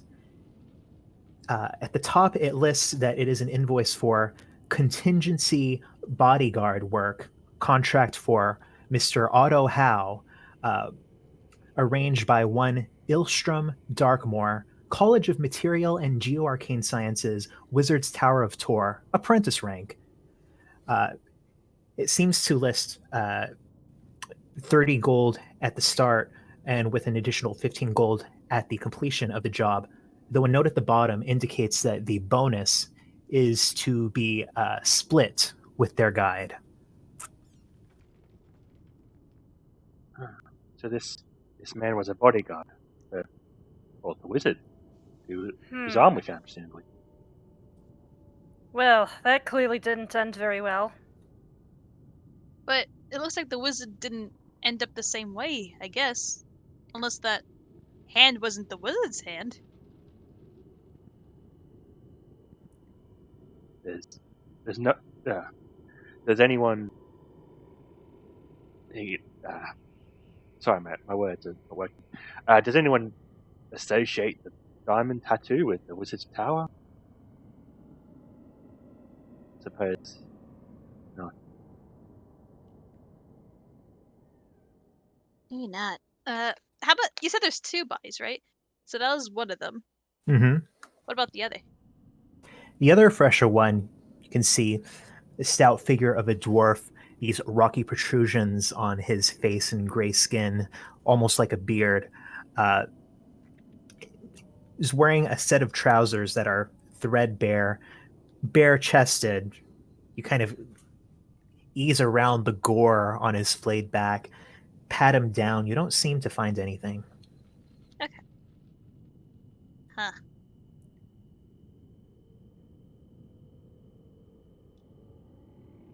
I don't know about the dwarf, but yeah, this guy definitely seems like he was with our wizard friend.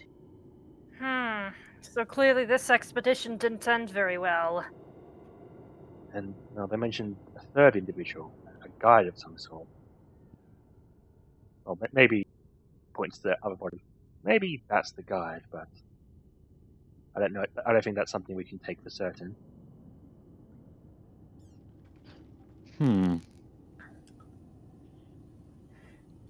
As you look past and... them into the fog, you can see that it seems like the city continues for a good long portion on land. You can see more of these tilted buildings kind of extending down this raised part, and you're not sure if it goes back into a sunken area too far after this or what, but it looks like you've now reached at least a part of level ground of these ruins. Just so I can get it out of the way, can I look at this vial of fluid I found and try and identify it? Sure. Yeah, go ahead and actually, I'm not even going to make you roll for it. I think you have enough experience to know when you just swish it back and forth. This is a regular healing potion. Actually, just holds it up to people. He's got a healing potion. Anyone feel like having it? I would take it, but it's like the same size as me, so you know. I think it's a pretty small vial. I think Don could take it. Yeah. Don looks at it and he says, you know, since me and you are kind of the healers, maybe I can take it.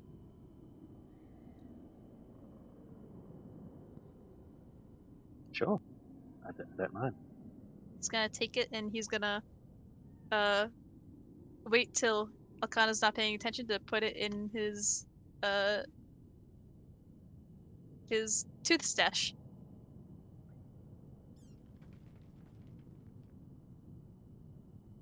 That seems like a good place to put it for now.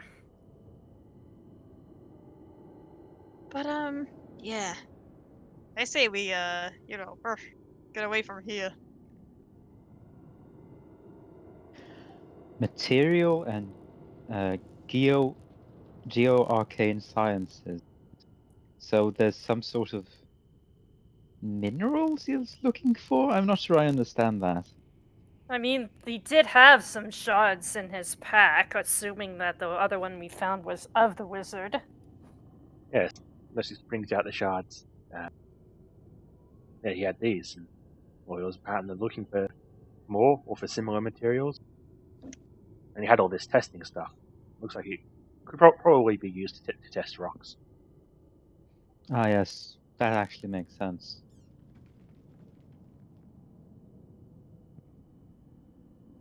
One question now remaining, I suppose, is was that hand his, or was it his attackers, perhaps?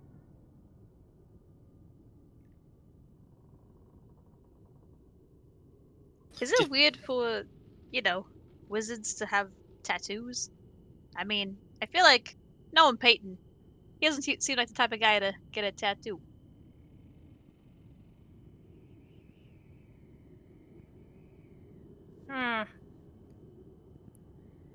Sounded like this wizard was more of an apprentice, so maybe younger? Well, the bodyguard was the apprentice, right? Oh. Yeah, that would make sense, wouldn't it? Yeah.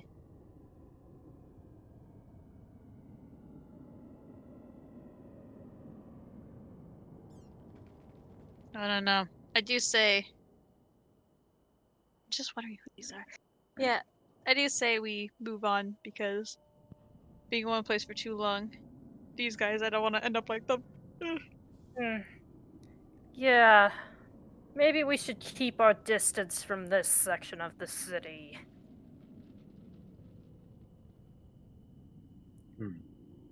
Well, could make ourselves more sneakier.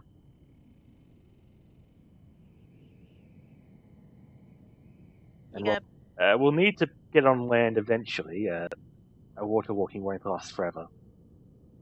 And that part of the city is the part with all the land, or the majority of the land, it seems. We'll pass without trace after we get on land. I mean, that would certainly help. Yeah, let's do that. Yeah, for now we could always continue on with our adventure. So you guys are casting Pass Without Trace and continuing into the city? Well, I think we're gonna wait till Water Walk runs out, but then yeah, then we'll continue. Then like once that runs out, we'll do Pass Without Trace, and then Yeah, this seems to be where that main path of planks that you were following led to. Right now, you're about 35, 40 minutes in to Water Walk. So if you guys go back onto the water, where are you heading towards?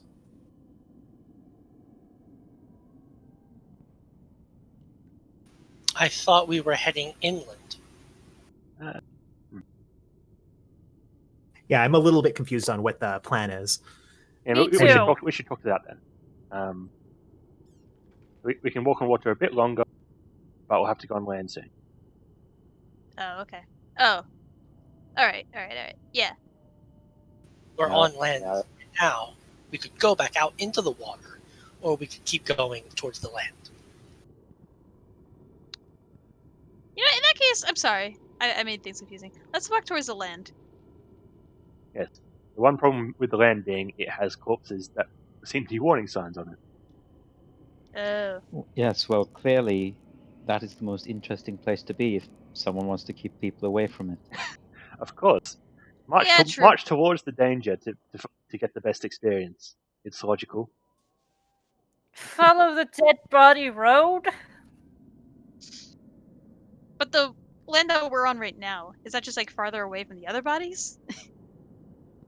Like, is this like a little Right up at inland the bodies, and they're placed. or at the bodies? And behind them is a part of the city that is on land. If I'm getting that right. Okay. Yes, that's right. Okay, in that case, yeah. Okay, pass without trace, and then we go further into the city, I guess. Unless we don't want to. I don't know. I mean, I'm sure there's danger involved. I'm not Trix. You make the decision for the group. What are you doing?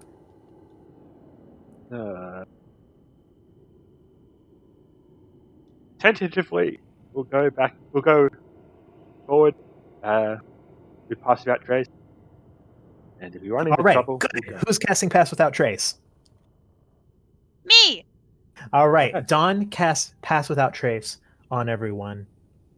You guys all staying close, look forward into the misty hulks of these buildings beyond. Start venturing deeper into the city. As you do, there is this eerie emptiness, no sounds of even the faintest skittering of any bats or even that odd sound that you heard back towards the lagoon. There's this calmness, nothing but your breaths echoing off of the stone and concrete faces. It appears as if you are in something like a downtown, at least if you had to guess.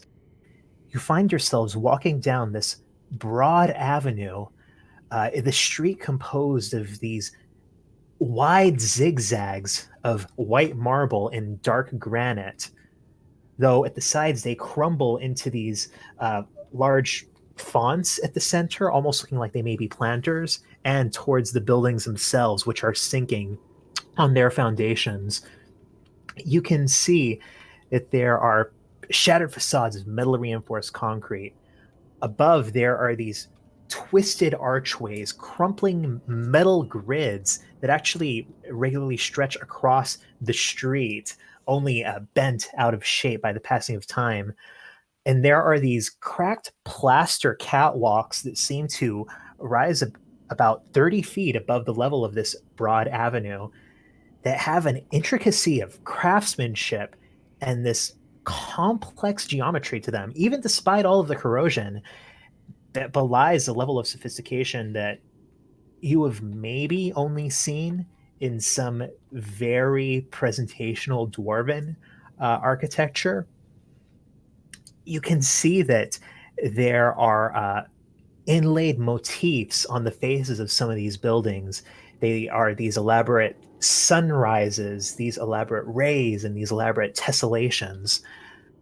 But most of them are lost amid all of these buckling towers. And at the top of them, some of them rising high into the sky, and some of them clearly fallen over onto adjacent streets, there are these winding, almost terrifying looking metal causeways that seem to have gone between the highest levels of these structures. You also, as you get deeper in, start to pass signs. Signs in Infernal, but made of these single cast pieces, huge pieces of metal, and metals that are not just cheap aluminum or even steel. Huge signs made out of runite, huge signs made out of what you put together is the dull orange of Catagon. There was an opulent level of wealth here at one point. Wow. say, do we see that particularly very tall structure that Nia had seen from back at the camp? From back at the camp. Yeah, when she looked across with the spyglass, she saw. Oh, all the way back there. Was it a singular structure? In my mind, I thought it was. I meant to be indicating more of a huge skyline and numerous structures that are very tall, effectively skyscrapers, which you do see traces of here. Okay, that answers the question. Yeah.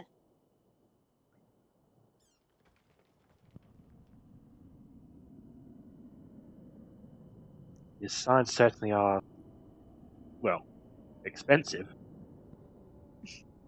What did they say? You look between them. Some of them, actually surprisingly banal, most of them. Some of them indicate banks. Some of them indicate restaurants. A few of them, maybe a bit more than you'd expect in polite society, indicate burlesques and even brothels. And occasionally you pass the crumpled sign or marble bas relief leitmotif that seems to be like some kind of a public work of art or display something from history. Though most of these buildings, their facades are too crumpled, even if their signs remaining more intact, that it looks like it would be pretty hard to gain entry into most of them. Oh, Hmm. I was going to suggest we go rob a bank, but I'm sure someone's beat us to it. are No. you? It's been sitting here for hundreds of years. Yeah, so we are clearly not the first ones to walk this way. Still, There may those. be things, of course, that are more hidden and esoteric that perhaps still haven't been taken away because people don't have the means to realize they're there to begin with. Still, some of that metal seems valuable. If only we could get some. It's not exactly like any of us have any miner's kit around. Yes, I am not certain that we can go away dragging a multi-ton sign. Hmm. Yes, that only. does seem a little bit infeasible.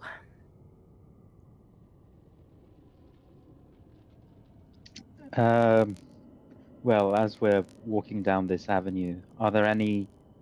You said that a lot of the buildings were sort of blocked off, inaccessible. Are there any that are sort of perhaps conspicuously open that we could go inside? Conspicuously open, as in look like they have been habitated? Yeah, I don't or think I'm just using that word correctly. I don't think habitated is a word. Habitable? Yeah, but that's not what I was looking for, though. Someone has lived in it before. But yeah. As you look around, nothing is obviously lived in right now. You can see that there are several regular spots along the street, along these buildings, where there are just crumpled bits of plaster and marble and metal, where bits of this have been destroyed. As you continue walking, you see a couple where the building is not completely buckling on its foundations, where you could possibly gain entry.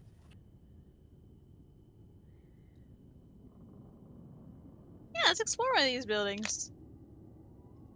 okay. Can we see? Do we have any clues as to what this building was? So you approach one of these where you can see that there are still these large square profile pillars standing out in front like a colonnade, and engraved on the top, part of the sign has crumbled away, but it says something about Gallery of Modern Masters. Maybe some art. Huh. I suppose that would Hmm. be the gallery of ancient masters now. Yes. Yes, modern might be understated now. Modern for their time period. It's worth a look. Yeah, still, if anything remains of that, the old stuff.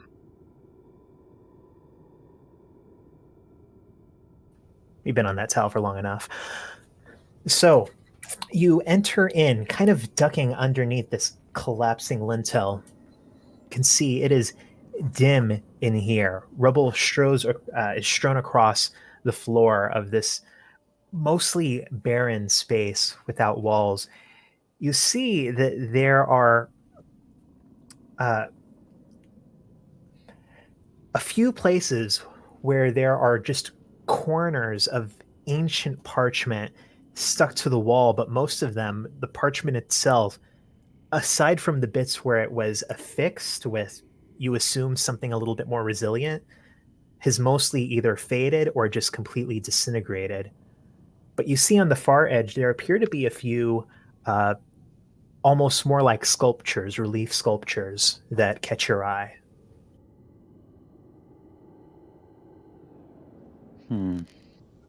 Let's go look at those then. So you approach and you see a sign in Infernal above it saying, "The Walk of Triumphs." Now, the first one of these, there are three of these that, not intact, but at least that seem to be well made and well preserved enough that you can read what they are. They all seem to be cast in very valuable metal as far as you can tell. One looks like it's made of mithril, one looks like it's made of runite, one looks like it's made of adamant. But the first one, it seems to show this tall tower and these figures of what look like dragons circling it. You see in the foreground is this demonic figure looking like a Hapfernic wearing a tall collar. Surrounding this tall spire are what seem to be pyres, what seem to be these kind of bonfires with bodies and elaborate flames. And you can see, for this to be clear, there is a lot of very intricate, very masterful detail work here. You can only imagine how much skill it would take to work with metal this hard to make this level of detail. And there is almost like an inset part of it where it shows a what seems to be a skeptic in robes holding out one clawed hand, and all of these imps around him. As you walk along to the opposite side of it, you can see that there is a plaque that seems to have been partially destroyed or just partially corroded to time, but that it gives a little bit of details on it. It mentions the Red Minaret. It mentions an answer to the Fire Giant insurrection.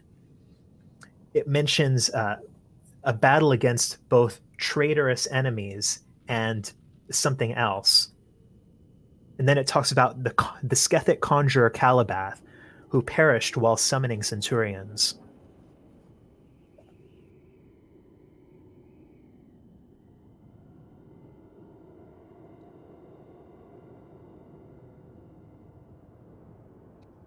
Died.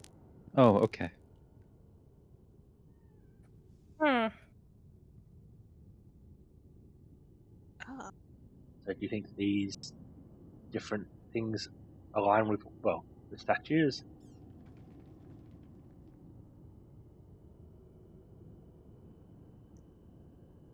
You said that guy with the collar. What was his name again? Cacus. Oh, sorry, that was Don. Okay, yeah. But Oh what's going? yeah, I knew that was Don, but I thought that everyone really did forget. Yeah.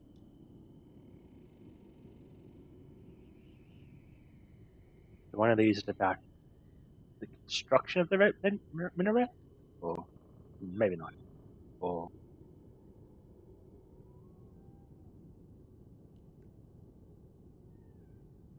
Yeah, the scene itself, it is this tall tower in the midst of kind of a battle scene. There are these burning pyres all around it, dragons in the sky, and the figure of what you put together must be Cacus in the foreground.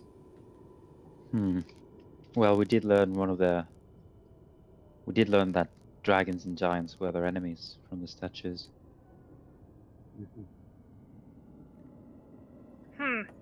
That's the next one. You come to the next one. Uh, you see that it actually is kind of divided into an upper half, which seems to be more of a landscape. This wide plain, you can see kind of cliffs in the background and trees around it, but in the foreground is this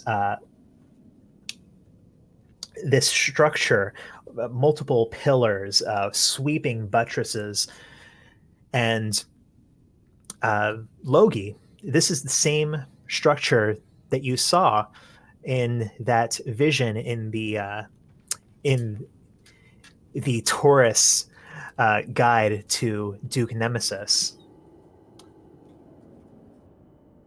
And indeed, it says underneath an infernal gallery of wills. And then you see that on the bottom half of it is a series of relief portraits. And each of them is labeled in infernal, but all of them have the title of First Defender, and seems to have a small blurb about them written in. Most of them seem demonic, but a couple of them look more human. Can we make out the names of these first offenders? Yeah. The first one you recognize. It is Nemesis, and it says so. And it mentions underneath that. I'm sorry, I'm looking at my own notes. It mentions that Nemesis destroyed the betrayer esoteropath in what we now remember as the Ash event. Though she would allow her role of defender to pass on, she continued to serve as governor until the Gallery of Wills was seized by Scabarites and Ceredominists.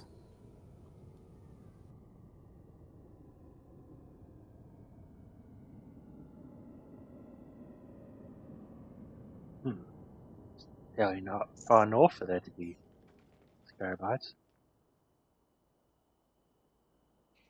Well, I suppose not. I suppose if this is a massive empire, not everything has to be this far north.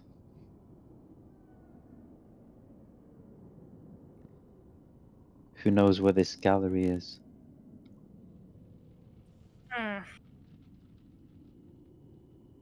The second one of these, it appears to depict what looks like an orc. And the name given to it is Devoratus. And it says underneath, believed destroyed in Ash Event until his miracle survival and his heroism in the war with the Skargan allies of the Betrayer.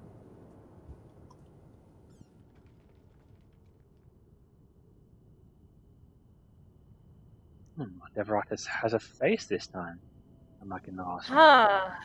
Interesting. So that's Deveratus.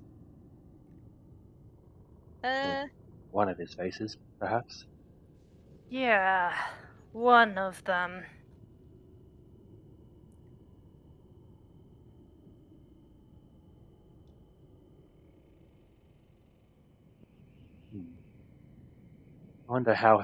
I wonder what this miraculous survival was.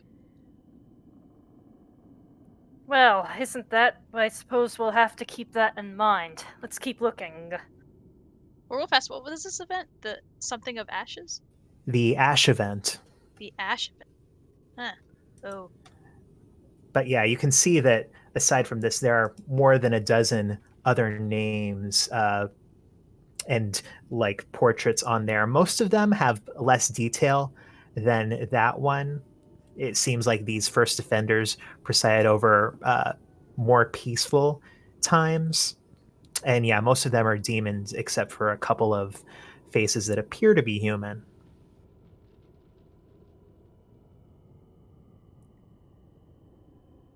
Okay. Yeah. Yeah, let's continue on. Yeah, pretty much. Yeah, after Deveratus, most of them are just lists of dates until the final one. Hmm. So, are you guys moving on to the last of these big reliefs? Yeah.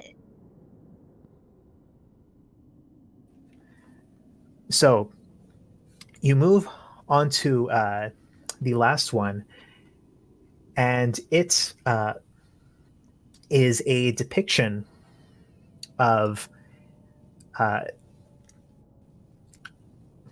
what you now recognize, having seen it a few times, as Sucellus, this sort of insectoid demon, standing with his arms outstretched. And you see that there is this uh, island kind of with waves swirling around it below him. And on top of it is a spire with a Ceradoman star on it. And there are in smaller but still definitely larger than life in comparison to the island, sort of stomping through the waves, are these ogres, and are these what appear to be human warriors, and are these figures in robes. And on at least a couple of them, those robes have a symbol that's been depicted. Again, with this, where I mentioned a symbol that's depicted and I completely ruin the time frame to make it be impactful, a symbol that looks Yeah. like that. What? Yeah. Hmm. Didn't see that coming. Hmm. Do you? And below in Infernal, it says the fall of Intrana. Yeah. Yes, the statue mentioned a conquest of Intrana.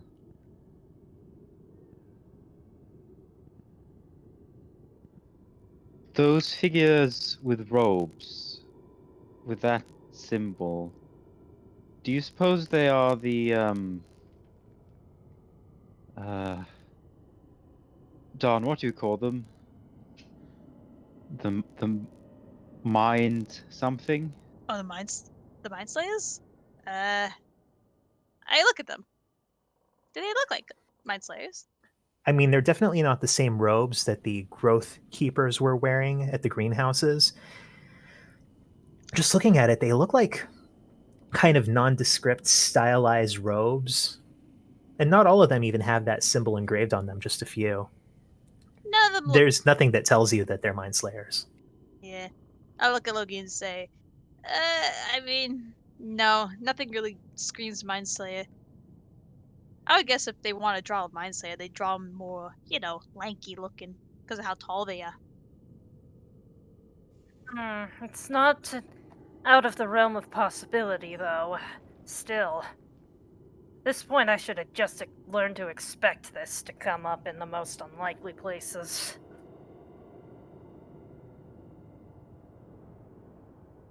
Well, you may think it's unlikely, but it's maybe very likely.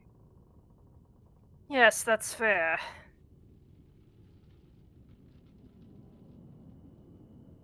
Well, this was certainly interesting. What's this building again? Were we able to identify it? The sign out the front said something about the Gallery of Modern Masters. Okay. See Fox looking at the one in the middle.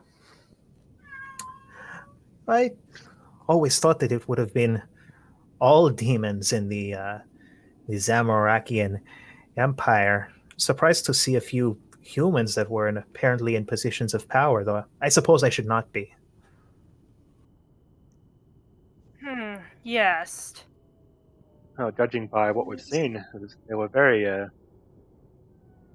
wide variety of races. Seemingly, Yes, there's this is true. I think we've heard of some elves, Some orcs apparently orcs. maybe, Yeah. Yeah. and even at least one I've seen. Yes. I also wonder maybe these are not even humans at all. I mean, this portrait here is so babyface. It looks like he's practically a teenager. Well, maybe it's just a personal subject's vanity. That, or it's because he was. Which one are you pointing at? You see in the line of portraits below the Gallery of Wills, he's pointing to the one at the end.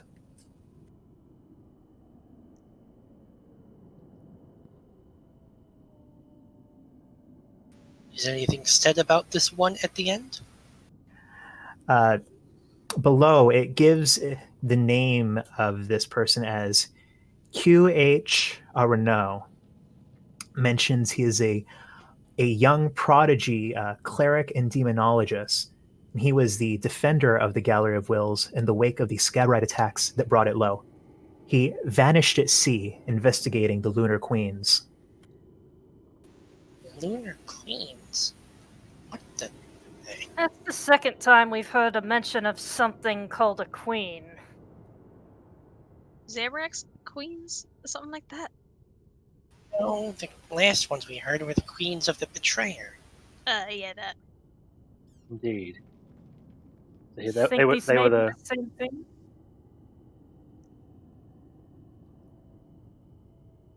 that would make sense.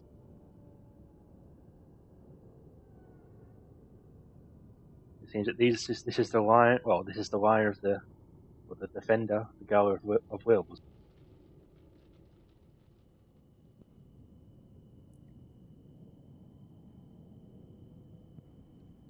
Yes.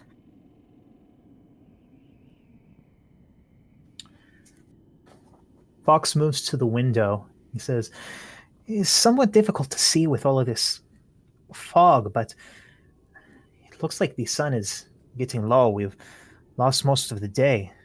You suppose we should find somewhere safe to make camp?" I mean, about as well as we can. Yes, perhaps Is this a place? building that isn't about to fall down. Yeah. It'd be nice to have a roof over our head.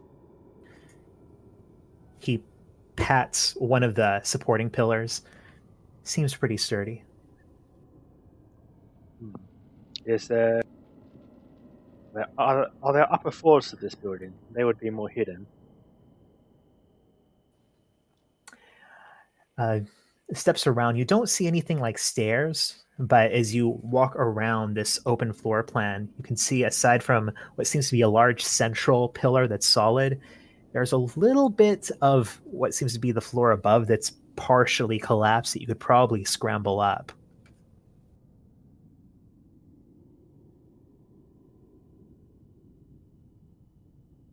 Might as well. I mean, I don't see any better options. So while you all together move, test it out. This fallen piece of masonry, it seems pretty sturdy and very dusty. This clearly isn't something that collapsed anytime recently. You scramble your way up and look out the open square windows. You can indeed see it's getting dimmer. And that is when you start to feel this faint thrum, almost more of an electricity than a vibration, coming up through your boots. You can see little bits of rubble, little bits of almost sand on the wide sill of this window, starting to dance, starting to jump. Then you suddenly hear this crash from out in the street. You see this cloud of dust as bits of masonry fly out in all directions as one of these creatures that you know as a Brutalo jumps up from it and starts pulling its way down the street. And then another one, both of these you notice seem to have these odd spiky collars around their necks. And then following up, this creature, tall, these long, scouring claws and armor apparently bolted right onto its form, following after it. Then from across the street, boom, right out of the side of one of the walls, another one of these creatures pops out. You see right in the center, bits of this zigzagging marble and granite sink, and then pulling itself up out is this long insectoid creature. And all of these, as you hear more rumbles and crashes and explosions, start to pour into the central avenue, all walking in the same direction, as you can feel these vibrations all around you. And with that, as you witness this grotesque insectoid march, we'll go ahead and end this session. What?